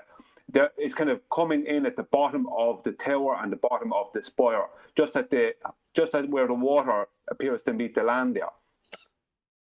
And then they are bringing down the mountains behind it, behind those two things in their green image, the second green image up, and then they're showing the actual image above that, and this is their claim of proof. But they are negating, number one, right? They're completely leaving out, like it's totally obvious what's going on here. They're completely leaving out Blackpool. Like the tower and the spire are just two parts of Blackpool. The Blackpool, Greater Blackpool, that you can see there is occulting the photographer. So he has no choice but to tilt it up a little bit. That's the angle. It's a known thing with photography. You have to do that.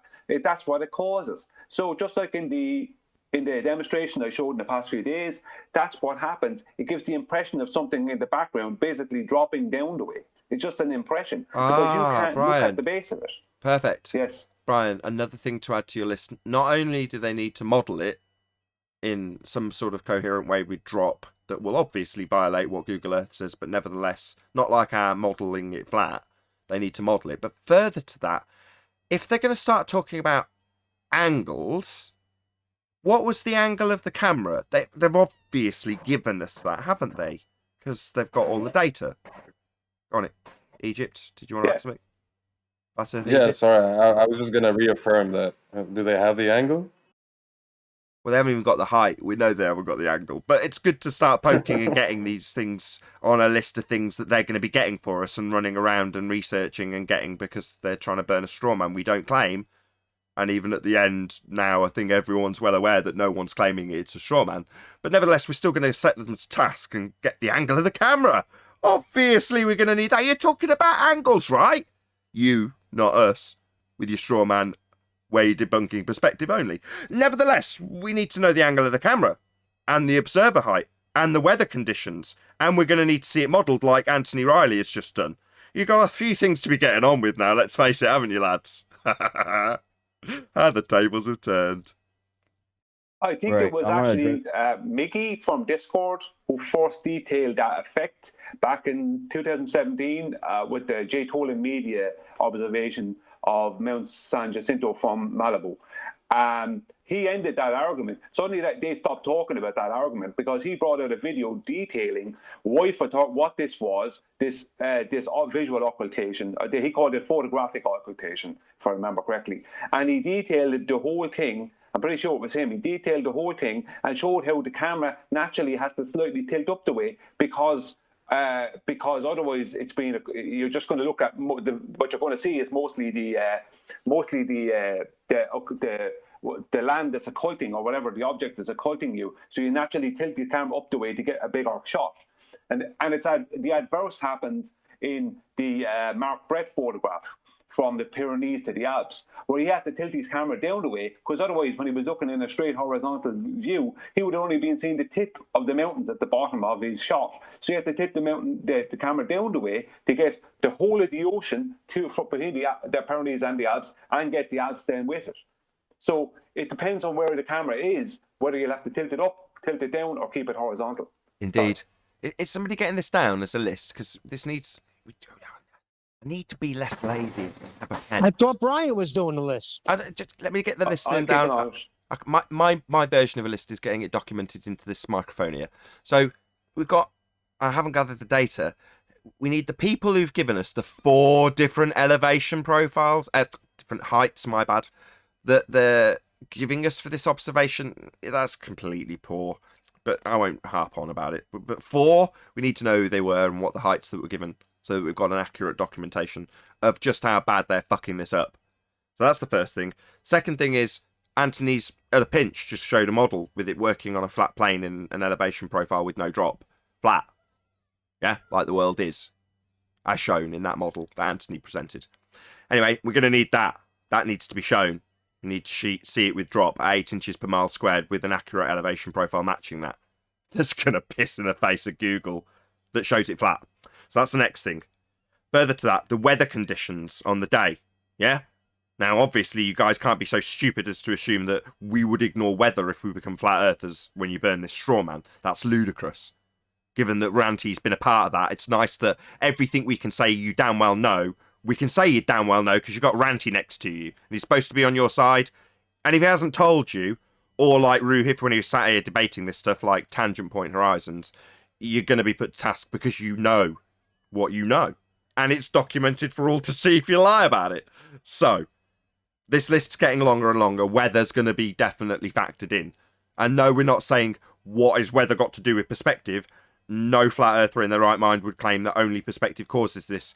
And Ranty sat through a 3-hour presentation from Life is Short where it was detailed and made explicitly clear that this is only one of many factors. Further to that, Tim Osman and Everett Anson have got a nice long list of things that we've made explicitly clear would be included. And weather was definitely on that list, so you're just poor researchers. Also, we're going to need to know the angle of the camera. If you're going to be talking about angles for your straw man that no flat earthers claiming, then if angles are what you're talking about, what was the angle of the picture? If that's what you're bloody using, you poor researchers. So chop, heights, models, angles of camera, weather conditions. We're going to need it all. Last but by no means least, and this was done by Brian, kudos for him for getting it down on paper, every single one of these things that you now accept when you toddle along to get them for your straw man that no flat earth is actually claiming, needs to be applied to your begging the question proof of nothing perspective hijacking earth curve calculator, because that perspective hijacking earth curve calculator uses meters and feet that don't change with distance, as Ruhif's very much aware and is therefore too scared to come on as a result of. So that's going to need changing also every time you go and get one of these things for your straw man that's already burnt to ashes. I'm confused. I got one question. First, they tell us that we got a list of reasons other than Earth curve. Now they're telling us we only claim perspective. I'm confused. Yes, a straw man.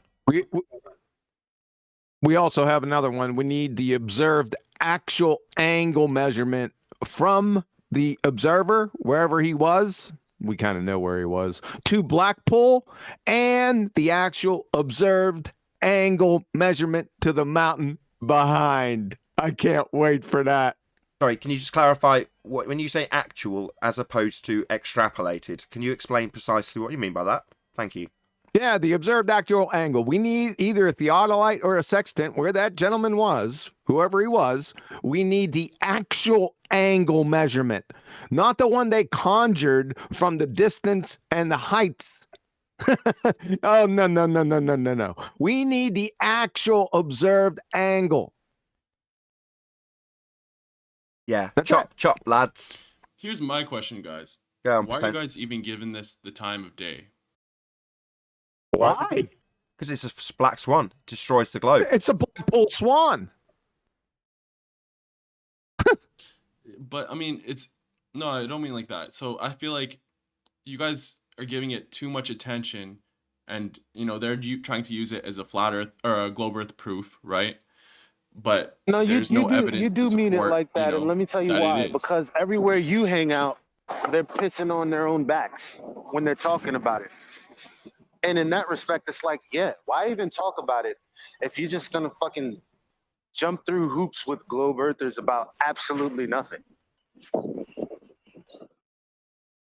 Was that your point? No, that's not what I was getting at. For me, this thing it highlights the hypocrisy of the globe Earth thing. So, for instance, with the black swan, they say refraction is causing that, and they hand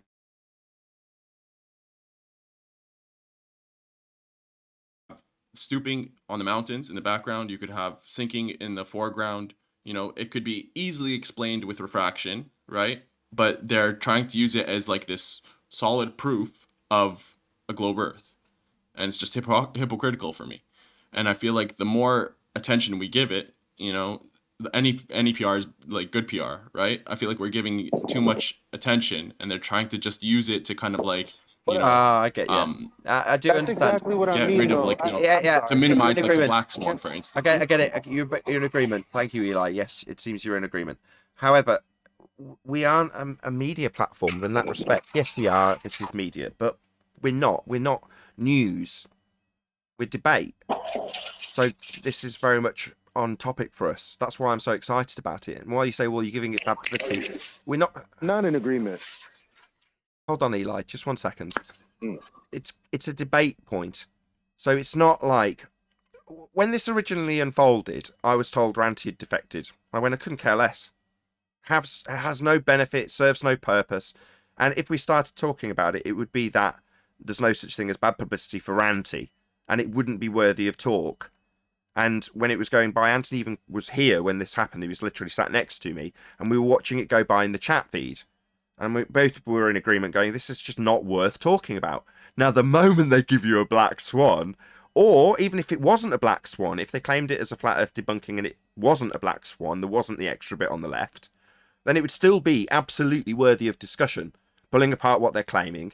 It would still have a bit of a vague and loose segue into things like the Isle of Man. It wouldn't be as strong as it is with it being a black swan.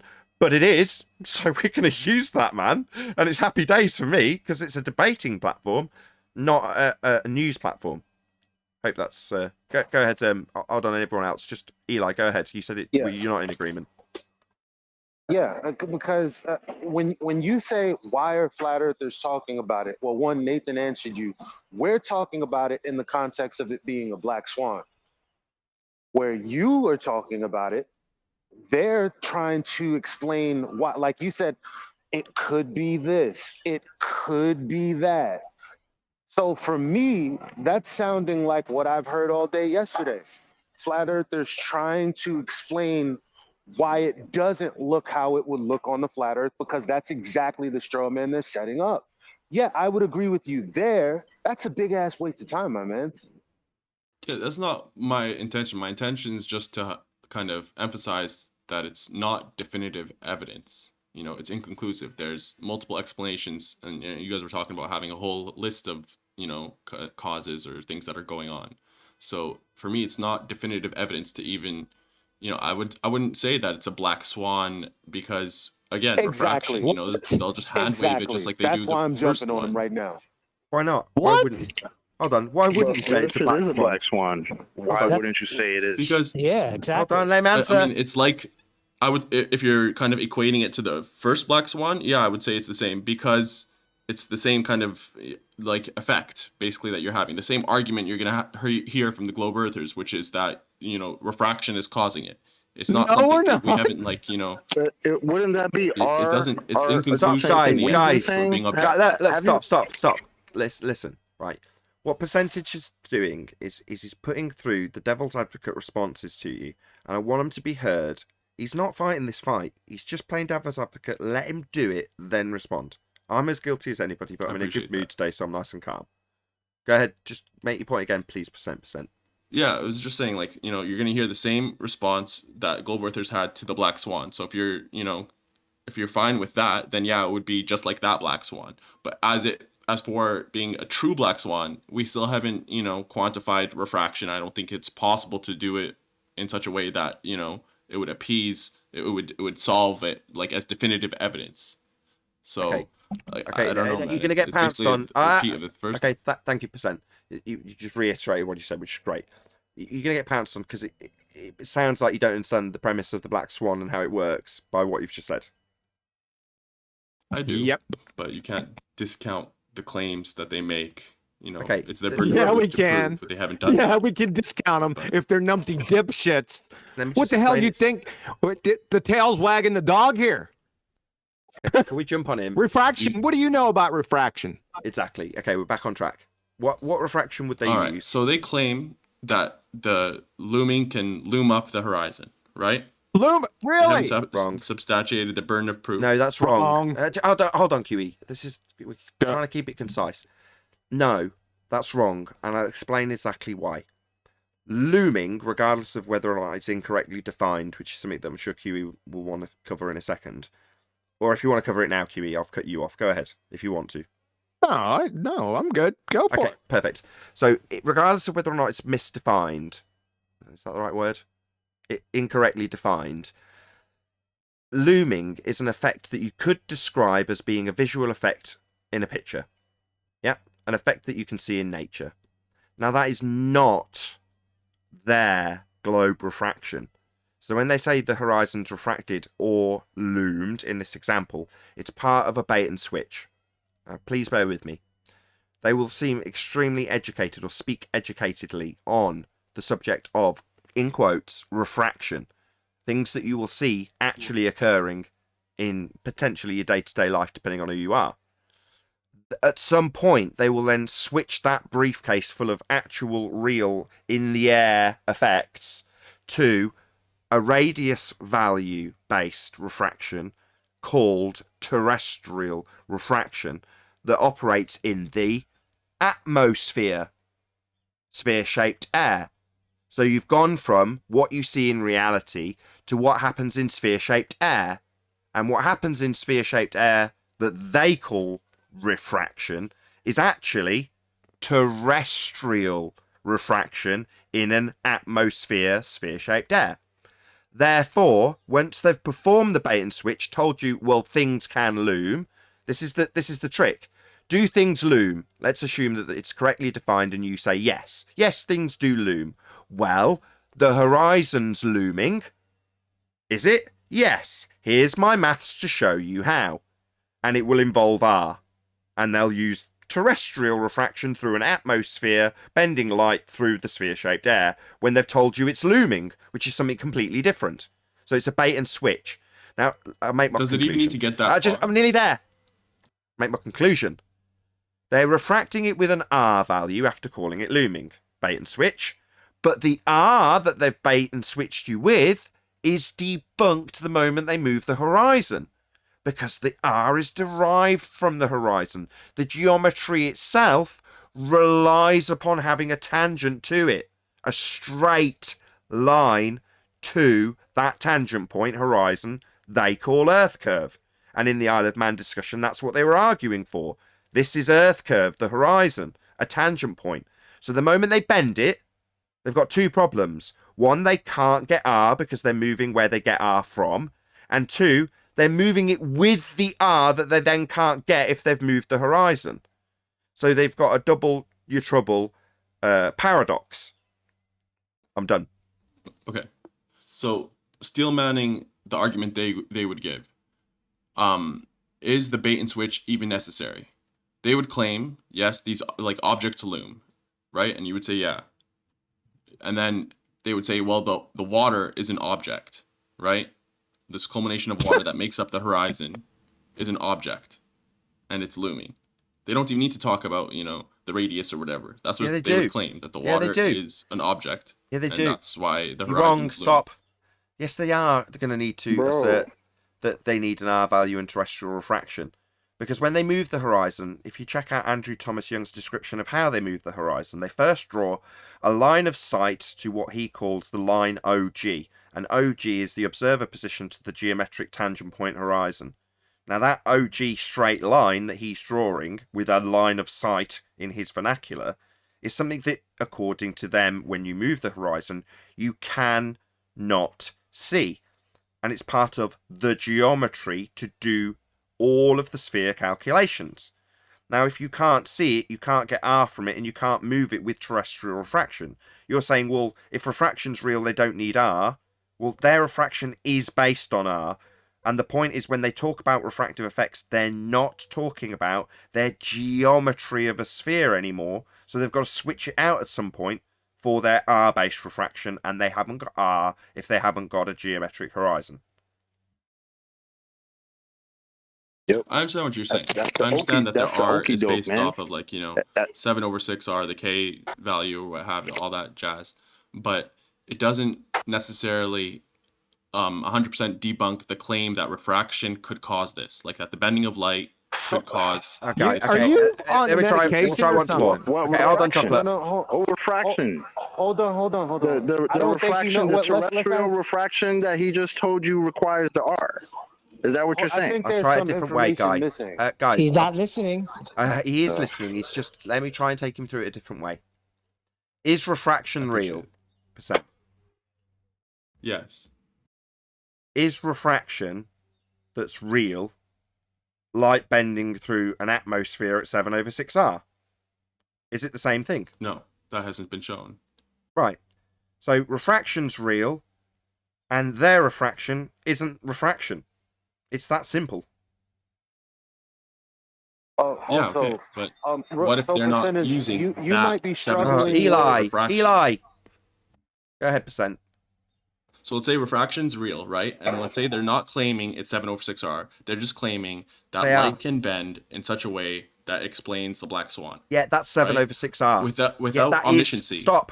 That is 7/6R. That's my point. You're saying they're not saying, yeah. So if we're dealing with a trench level cognitive dissonance laden fundy, they'd say, I don't need R. Light just bends around the sphere Earth at a rate of the sphere Earth that happens to comport with it being not a black swan. Yeah, that's 7/6R though. You're just saying, no, it's not, and I don't need R, and they'd say I don't need R. Yeah, that's what they do when you debunk R. They say they don't need it anymore, but they do. So would you say it's physically impossible for us to have refraction without, like, taking the radius 7/6R into account? Is refraction real? That would cause. Is refraction real? Yeah, of course. Is refraction 7/6 of an Earth radius in an atmosphere sphere-shaped air? I just answered this. No, that's no. So is it impossible that you're going to ask me if light's bending through an atmosphere at 7/6R when that's refraction? Because it isn't. Yeah. Why would it have to be 7/6R? We just said we don't recognize the radius. Because that's the only way it's going to bend around. Let me answer it. Let me answer it, guys. Let me answer him. I keep trying to tell you, because that is their refraction fact. They don't have to like it, and they can deny it all they like. That's when they lose. Well, I don't have to use refraction that's based on R. Yeah, you do. That's your model. Likewise, when they say, nobody claims the horizon's Earth curve, a similar sort of stupidity, they deny the very thing they're trying to prove when you debunk it. So on the globe, it would be physically impossible to have a refraction that's not 7/6R. That's not real. 7/6 of a radius isn't real. Locked into it, basically. 7/6 of a radius isn't real, especially if you can't get the R bit, because the R bit that you're making this argument with in 7/6R refraction, also known as terrestrial refraction, also known as standard refraction, also known as light bending through an atmosphere, sphere-shaped air, that is going to be required to move the horizon. And that's where you get the R from. The end of the argument. Now can I add something? Yes. Is he in Discord? Yes.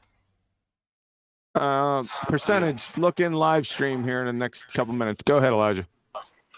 All I wanted to say is you can't. So first you come in here and you ask why we're talking about this. I first told you, well, we're talking about it for a different reason than why everyone else is arguing back and forth about it.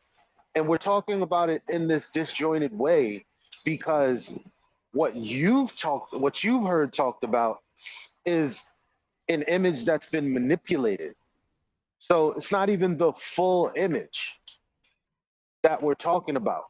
When we're saying there's no freaking drop from here to whatever that is, that little hump in front of the mountains that you don't know what I'm talking about because you haven't seen it yet.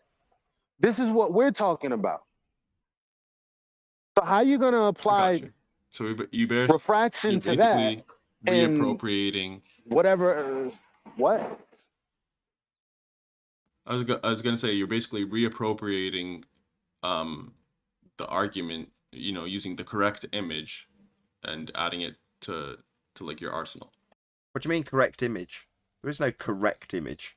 Like the full image that's not cropped or whatever. I see. You mean undoing the cherry picking that they've done? So how is that? So where is the drop? What you see cropped is what they would assume is a drop, but then you look to the left and there's like no drop there. How you doing that? Percentage, you know what's happening? It's very simple. Play devil's advocate for that one. It's just, it is what it is. Percentage. Yeah, it is what it is. Hold on. It is what it is. I want you to go to 30 minutes after the hour and live stream for refraction and then comment on it after you read it. Thanks. Go ahead, Brian. Yeah, what's happening is percentage is falling for the same thing a lot of flat earthers are falling for. And that is they're spending too much time hanging around with the globers in Discord servers and other things. And what they're hearing is hand-wave dismissals of very, very destructive arguments for their globe. and they're hand waving stuff away, and they're having flat earthers believe that black swan is just that's solved by refraction, or visual occultation. Never mind that, as Rumpus called it yesterday, gibberish. They're going to do this. They're character assassinating the argument to give people the impression that it's not a good argument, or it doesn't have the power it does have. The reason they're doing that is because that's the very arguments that they can't deal with. They can't fight. So that's anything they're hand waving away. For a start, and the hand waving away means that is deadly to them, right? Number one. And number two, if you keep hanging around with them, you're going to be hanging around with the wrong people. If you want to have the good arguments, you have to hang around with the right people. You should be hanging around in here more, not on Discord, get gems and all these other places. It's just pointless over there. Hang around with the people who do know, because the reason they don't come in here with those stupid arguments is because we do know the Black Swan argument. And I think a lot of flat earthers don't even know the Black Swan argument. And it's sounding percentage that maybe you don't actually know it. He doesn't know it. Yeah. And most bowlers don't have a clue. No, stop. That's not true. Stop. Hold on. Guys, he does understand the Black Swan argument. He made that clear. But he didn't understand the Arwinian paradox that they respond to it with when they say refraction. Now, we're at the stage now, tip of the spear, where we can use that to our advantage when we assert your prior arguments, in the case of the Isle of Man, utilised a horizon that didn't exist. Now, that horizon that didn't exist was the very thing you were trying to prove in those discussions with geometry and straight lines. Now, if you don't understand that when they say, well, it's refracted, it's like, well, when they say refracted, the thing they're trying to prove is that Earth has a geometric horizon that's blocking things. That's their claim. The moment they say refracted, that's actually where they lose. It's not a rebuttal, it's the death of their argument. But if you don't appreciate that, if you hear me just say those words, you go like, well, why? Well, because you can't move the horizon with an R value if the R value is based on the horizon. It's a paradox. Right, you can no longer measure what you claim.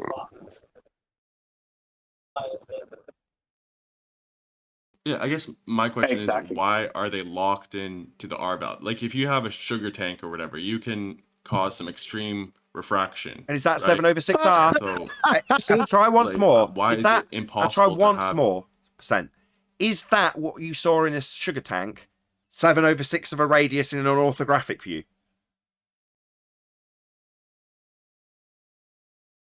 I don't believe so. It's not. You're kidding me. Is it? 7/? You're saying Okay, what you saw in the tank was terrestrial refraction 7/6 of a radius value? No, it wasn't, mate. I promise. You weren't seeing an orthographic. No, I'm not view. saying it's terrestrial refraction. Yeah, it's not. That's only available to you when you see the side of your own head. How often have you seen the side of your own head? Exactly my point. When you look through the sugar tank, my friend, just answer me. When you look through the sugar tank, did you see the side of your own head, the target on the other side of your head? How this works in third person is hard to describe, but your own side of your own head and the target you were looking through the sugar tank at, and then a line between them bent at rate of 7/6R in an orthographic view. Is that what you could see? Absurd. But is that what you saw? I'm not really getting what... Did you see the side of your own head when you looked through the sugar tank? Do I see the side of my own head when I look through it? No. Right. That's terrestrial refraction. The side of your own head and the target both on the page at the same time with a line that's bent between the two of them at a rate of 7/6R with an assumed spherical surface between the two things, and the thing on the right, the target you're looking through the sugar tank, not getting smaller with distance. All of those things are terrestrial refraction based, but you don't ever see the world in that manner. You never see the side of your own head and the target in the same picture.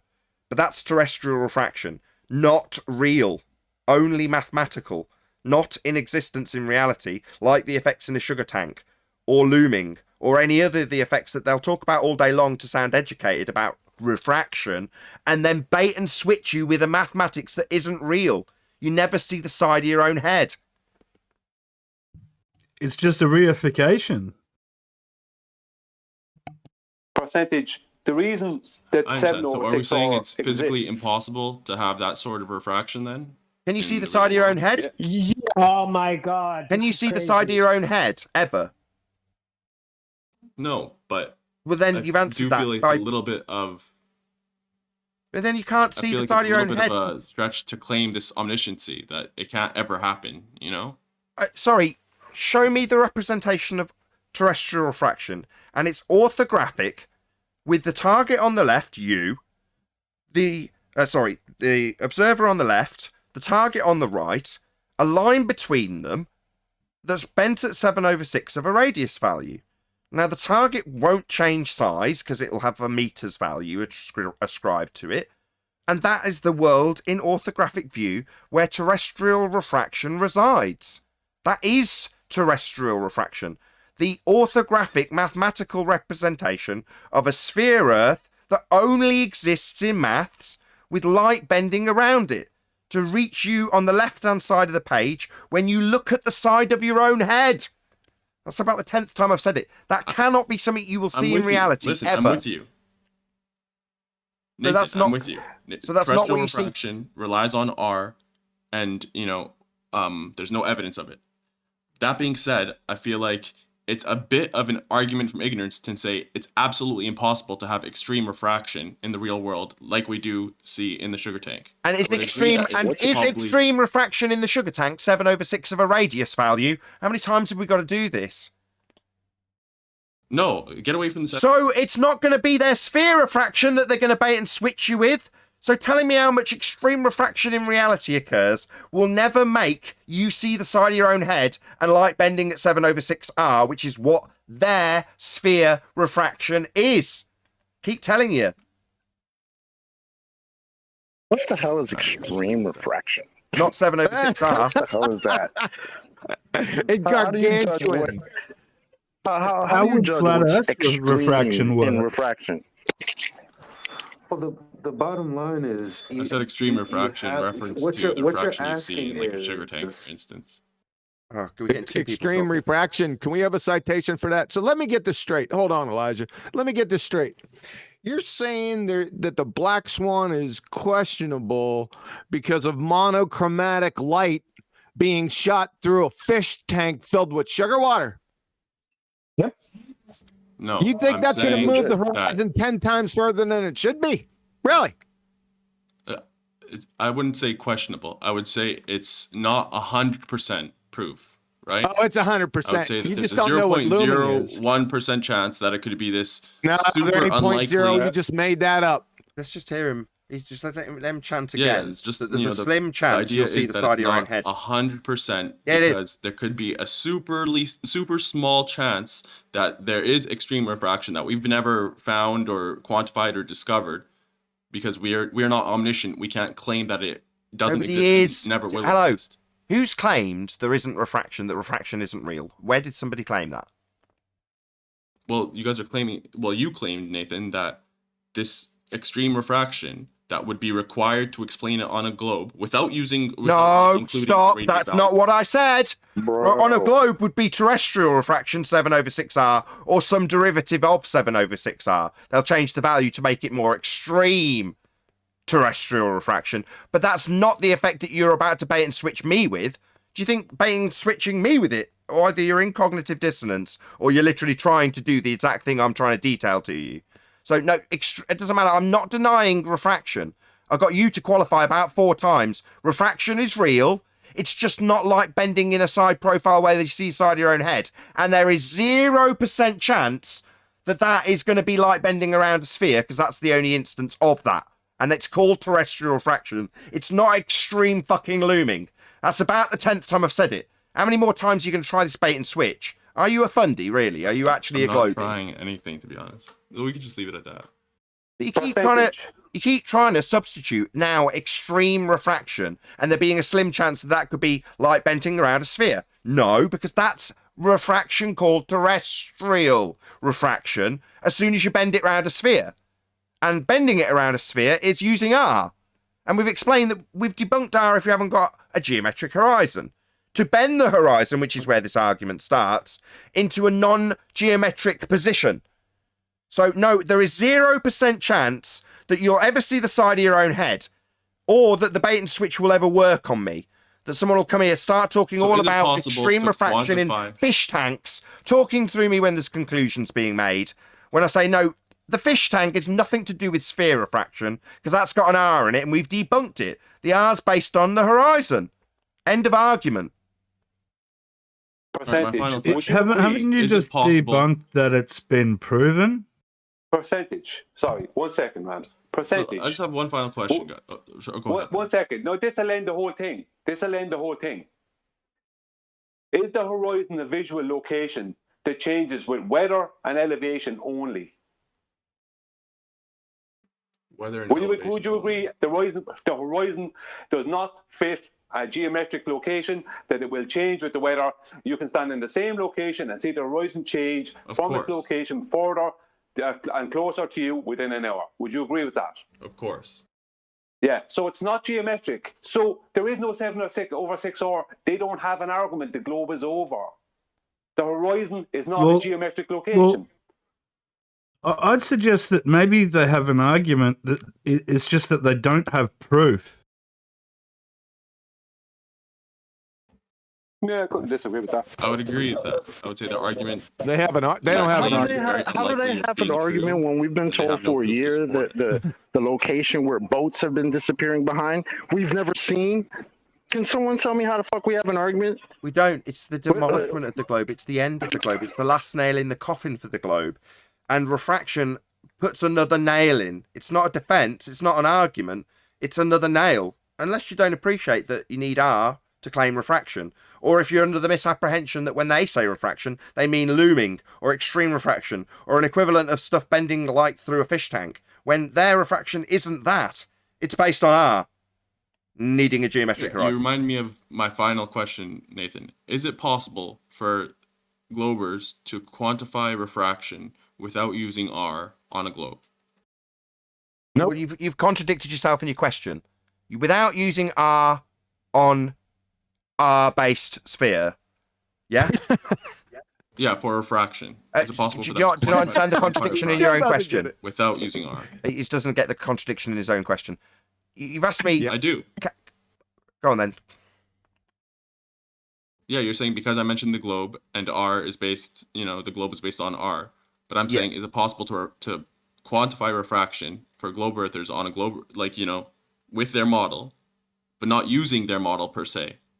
Just that it's kind of like consistent within their paradigm, that they quantify it not using R. Obviously not, because it's contradictory. How do you know it's a globe? Obviously not, because it's like saying, can you prove refraction on They a might globe say it's a without it globe by being on other a globe? means. Let's try again. Can you prove refraction on a globe without it being on a globe, is what you're asking. Can you do R-based refraction on an R-based sphere? Well, no. Yeah, that's what you're asking. So it wouldn't be R-based refraction. I'm saying, could you quantify refraction without using R? And then, they would rely on other things like photos from space or whatever to. I see where he messed up. Space. I see where he messed up. I can help him. When you quantify refraction, do you use R to quantify it in reality? I don't know. No one does. No one does. You will never find that. Exactly. Welcome to Flat Earth. So when you ask us if a sphere earther can qualify their refraction on a globe without being on a globe, i.e. using R, the answer is no. They must use R, that's the point. So every time they talk about refraction, bear in mind, on a globe is R-based refraction, that's terrestrial refraction, always. And what do you know, we've landed on the very picture I need to make my point in this regard. So terrestrial refraction, moving the horizon with an R on a globe, is you seeing the side of your own head and the light bending around. But if this is what you see, and always what you see, because light's bending, then you haven't got this tangent line. And that's what gives you R to the centre of the presupposed spherical Earth. That's how you derive it, from this tangent point. It's also, in the maths, claimed to be the thing that blocks the things behind it. That's their assertion in the first instance. They're claiming this point is Earth curve getting in the way of these things here when you see your side of your own head. because that happens all the time. No, obviously it doesn't. But that's what terrestrial refraction is. On a globe, it's always got R. That's the point. Can they qualify it without when they've fundy rumpused you in one of the Discord servers and said, we don't need R to presume I've got an R for a sphere beneath me? It's just nonsense. Okay. Right, it's the measurement. They don't have a measurement anymore. They don't have a claim anymore. It's over. Yep, it's over. Exactly. So it's impossible for them to quantify refraction without contradicting, without using R, without contradicting their globe model. Yeah, because in this argument, the moment they do it, the R is derived from the horizon. So the moment they say our horizon's moved, it's like they've just spent 3 years debating with us with a calculator, and its sole purpose is to prove that the sphere edge is getting in the way. That tangent point with a straight line to it is Earth curve getting in the way of things, physically blocking things. So the moment they say the horizon's refracted, so the horizon's not Earth curve getting in the way then. By George, I think he's got it.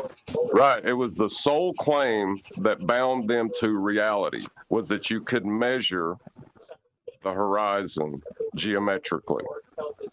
When you refract it, you no longer can. Curve is blocking. It's over. Yeah. Which they now deny even having ever said. Which is nice, because that's where we began with percent.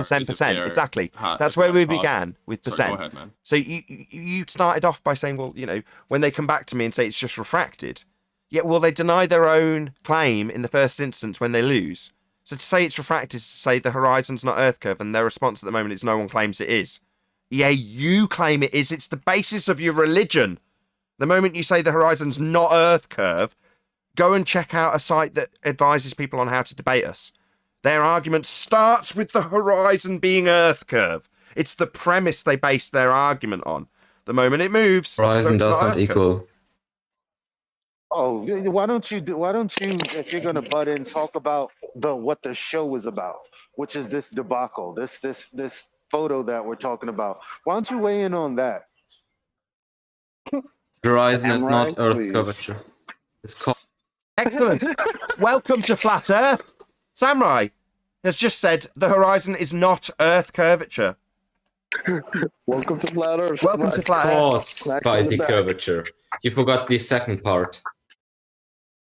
Caused by. You forgot. Yeah, caused by a geometric horizon. Well, on screen for my audience is the black swan, and there is no geometric horizon to be causing the apparent location where the sky and sea meet. Never claimed that the horizon we see should be at a fixed position. That's what the Earth curve calculator shows in exactly those terms. The calculator claims that the Earth curve horizon gets in the way of boats and buildings. That is your claim that the Earth's a sphere in the first instance, and here he is, right on cue, denying the very premise of being a sphere Earther.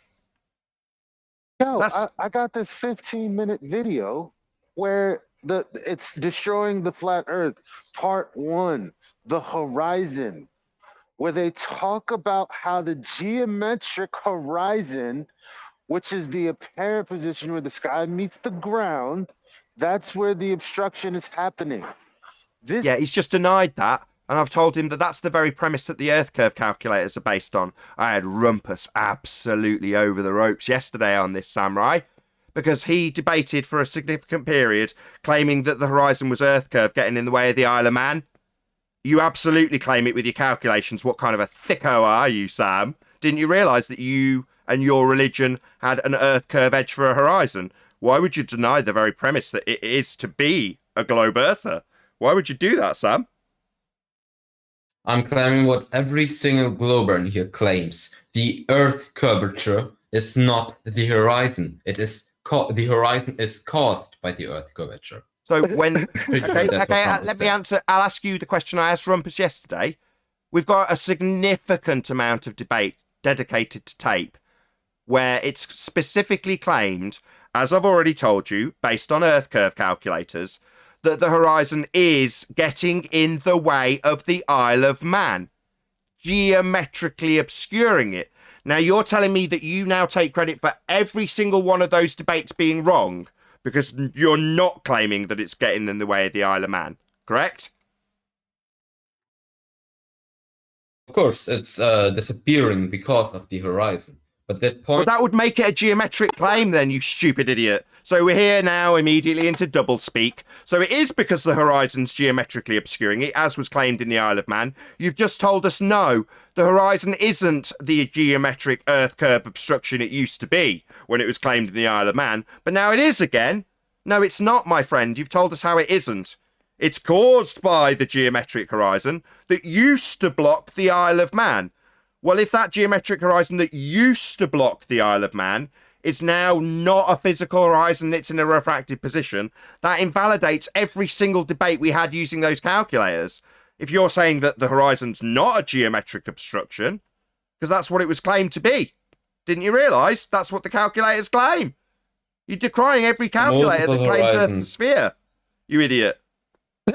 He said there's multiple horizons. He's calculating unicorns. Can you show us that? Can you show us that, Simon? Perfect. Look at the mountain. Like at the mountain range, the horizon. Where is it? Can you point it out? Look at the mountain. Well, I've got our black swan up for the moment, just because that's handy and on screen. That's the example I gave a moment ago. It's not got a geometric horizon. It's just got a stretch of sea. Where's the geometric horizon in that image? You shouldn't see the geometric horizon in... Well, then that invalidates every single discussion we ever had on the Isle of Man, because it was claimed to be blocking the bottom of the Isle of Man. Which glober claims we should see the geometric horizon? All of them. It's in your globe Earth calculator, marked with an X, labelled horizon, and claimed to be physically obscuring the Isle of Man. A lot, including but not limited to Rumpus, Conspiracy Cats, and Ruhif, who are currently punting a load of crap Blackpool Swan. They have also specifically stated that the horizon is Earth curve, blocking the Isle of Man, Samurai. You are invalidating every single argument. At this point, Sam, I just want to say a little shout out. Thanks, Cats. Thanks, Ruhif. Thanks, Ranty. Wicked fun. Sam, you're invalidating every argument we've had on Flat Earth Debate that use that calculator right now. How fucking idiotic do you feel?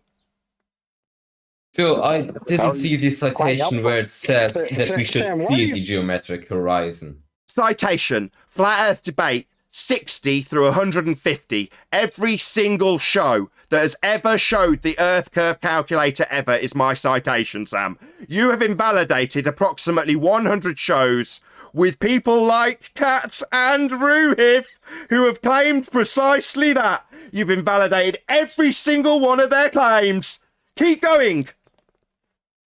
That's my citation. Nathan, you misunderstanding stuff is... My citation. Every Flat Earth Debate that's ever used an Earth curve calculator. That's my citation, son. How are you visually measuring something you can't see? What, the thing that was formerly blocking the boats and buildings and Isle of Man specifically? He's invalidating all of that right now by answering that. I just point that out. This is wicked. Keep going, Sam. Keep digging. That's what I say. Just keep letting them talk.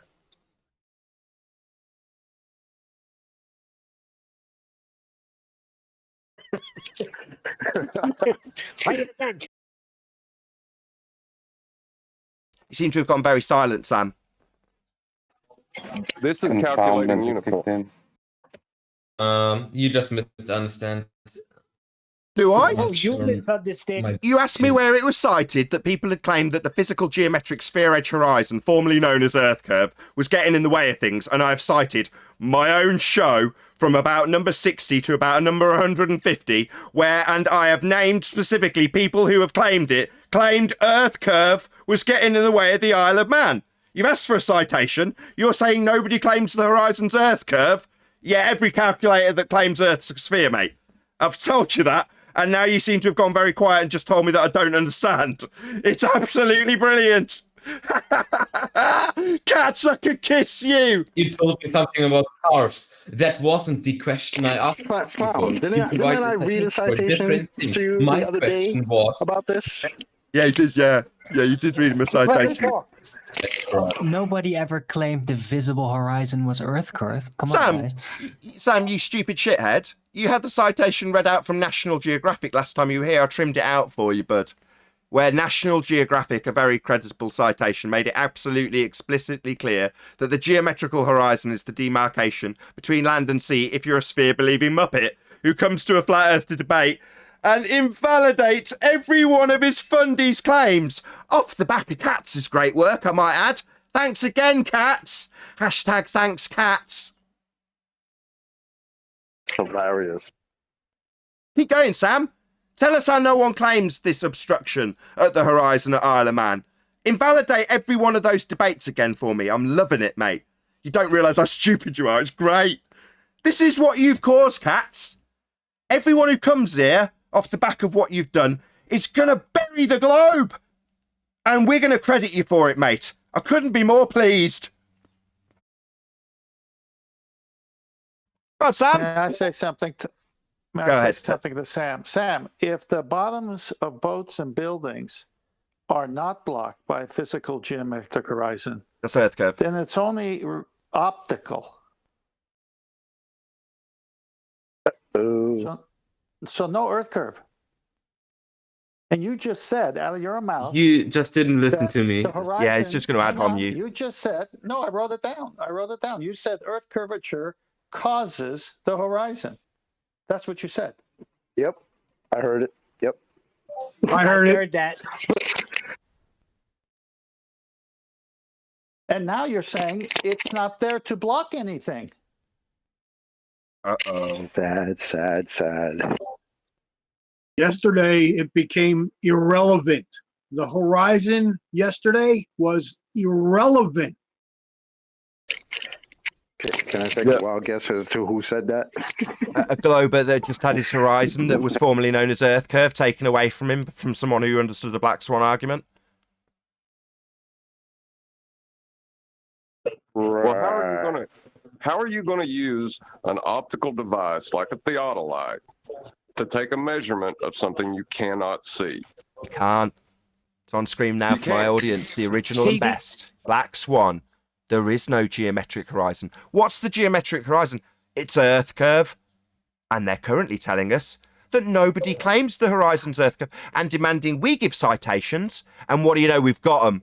All your own fuckwit fundies claiming the horizon's getting in the way of the Isle of Man. What do you know? We've got plenty of citations of that, Sam. Do you want to tell us again that that's not what the Earth curve horizon they were claiming blocked it actually is? How it's just an apparition of it? And how every one of those debates is invalidated? Thanks again, Cats, by the way. You guys need to listen to Hank. You really need to listen to Hank. Oh dear, it's such a terrible day to be a glober. Shout Go on out to silent, Hank. Sam. Go on silent, Sam. What's going on? Why aren't you telling us about... Maybe you want to challenge us with this proofsy that's going to demolish us, Sam? Not Hank, John, I'm sorry. Please do. God, demolish us with the Catsy proofsy. It's got ranty. It's wicked, man. I can't chop our heads off. Go on. It's so demolishing for us, Sam. Go on. Nathan, you make me laugh. They're in the chat. Go in there. I said, Yo. go in there and champion this. Yo, Sam. I say, go on. Sam, we humiliate right now. Give him time. You know that, right? You and Cats are getting humiliated by me.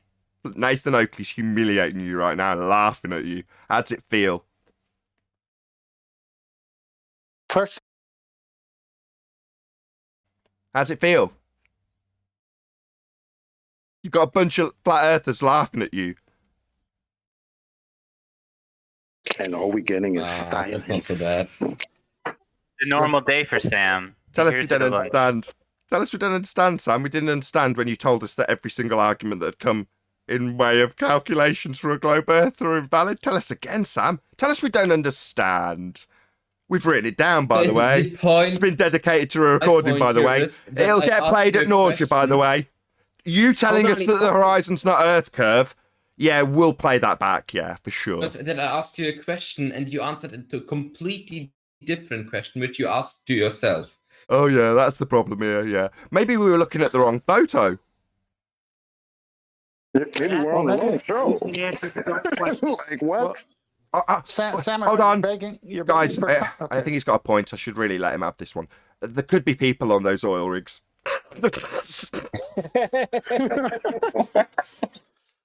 Samurai, you're begging for context. So let's give you your context because it's been recorded. You said nobody claims that the horizon is Earth curve. Do you live by that right now?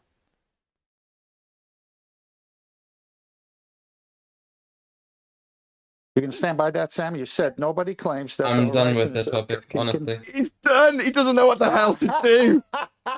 You caused this cat. He doesn't even know what to say. Doesn't even know what to I say. know what to say. Do this to yourself. It's going to happen a lot. Hang on, let me round it off. I know what to say because the next thing out of his mouth was Earth curvature causes the horizon. Well, that curvature, is that physical? And should that block the bottom of boats and buildings? Sure. No, Sam. He's shut down, man. He's mentally gone. Can't cope. He said he's done. He said he's done. You know, that's the second time he's tapped out. Yeah, it is. Right? They do that. I don't think That's true, Ted. I don't think we should be laughing at this because this is horrifying to think that people are. Yeah, it's horrifying, isn't it? That's absolutely the best word to describe this. Horrifying. So funny. This is horrifying that people would try to assert that it's an optical phenomenon that they can measure and not measure simultaneously. Must be painful for them. Must be very painful. Must be, what's the word? Horrific. John Any has last a point, words? but at the same time, it's only going to get worse. You have to keep a sense of humour. It's going to get worse from here on in. Indeed it is. The globe's dead. With that, I'm going to say a huge, massive, enormous thank you to both Discord and G+ panels for making today's extended after show possible. Of course, a massive thank you to all of you in either Nathan Oakley 1980 or Nathan Oakley premiering streams for hopefully smashing the super chat, liking, commenting, sharing, subscribing, and all that good stuff. Also, below this video, you can get £50 for swapping your UK electricity supplier to Octopus Energy. I've been Nathan Oakley, and I'll see you all in the next video. Thanks again, cats.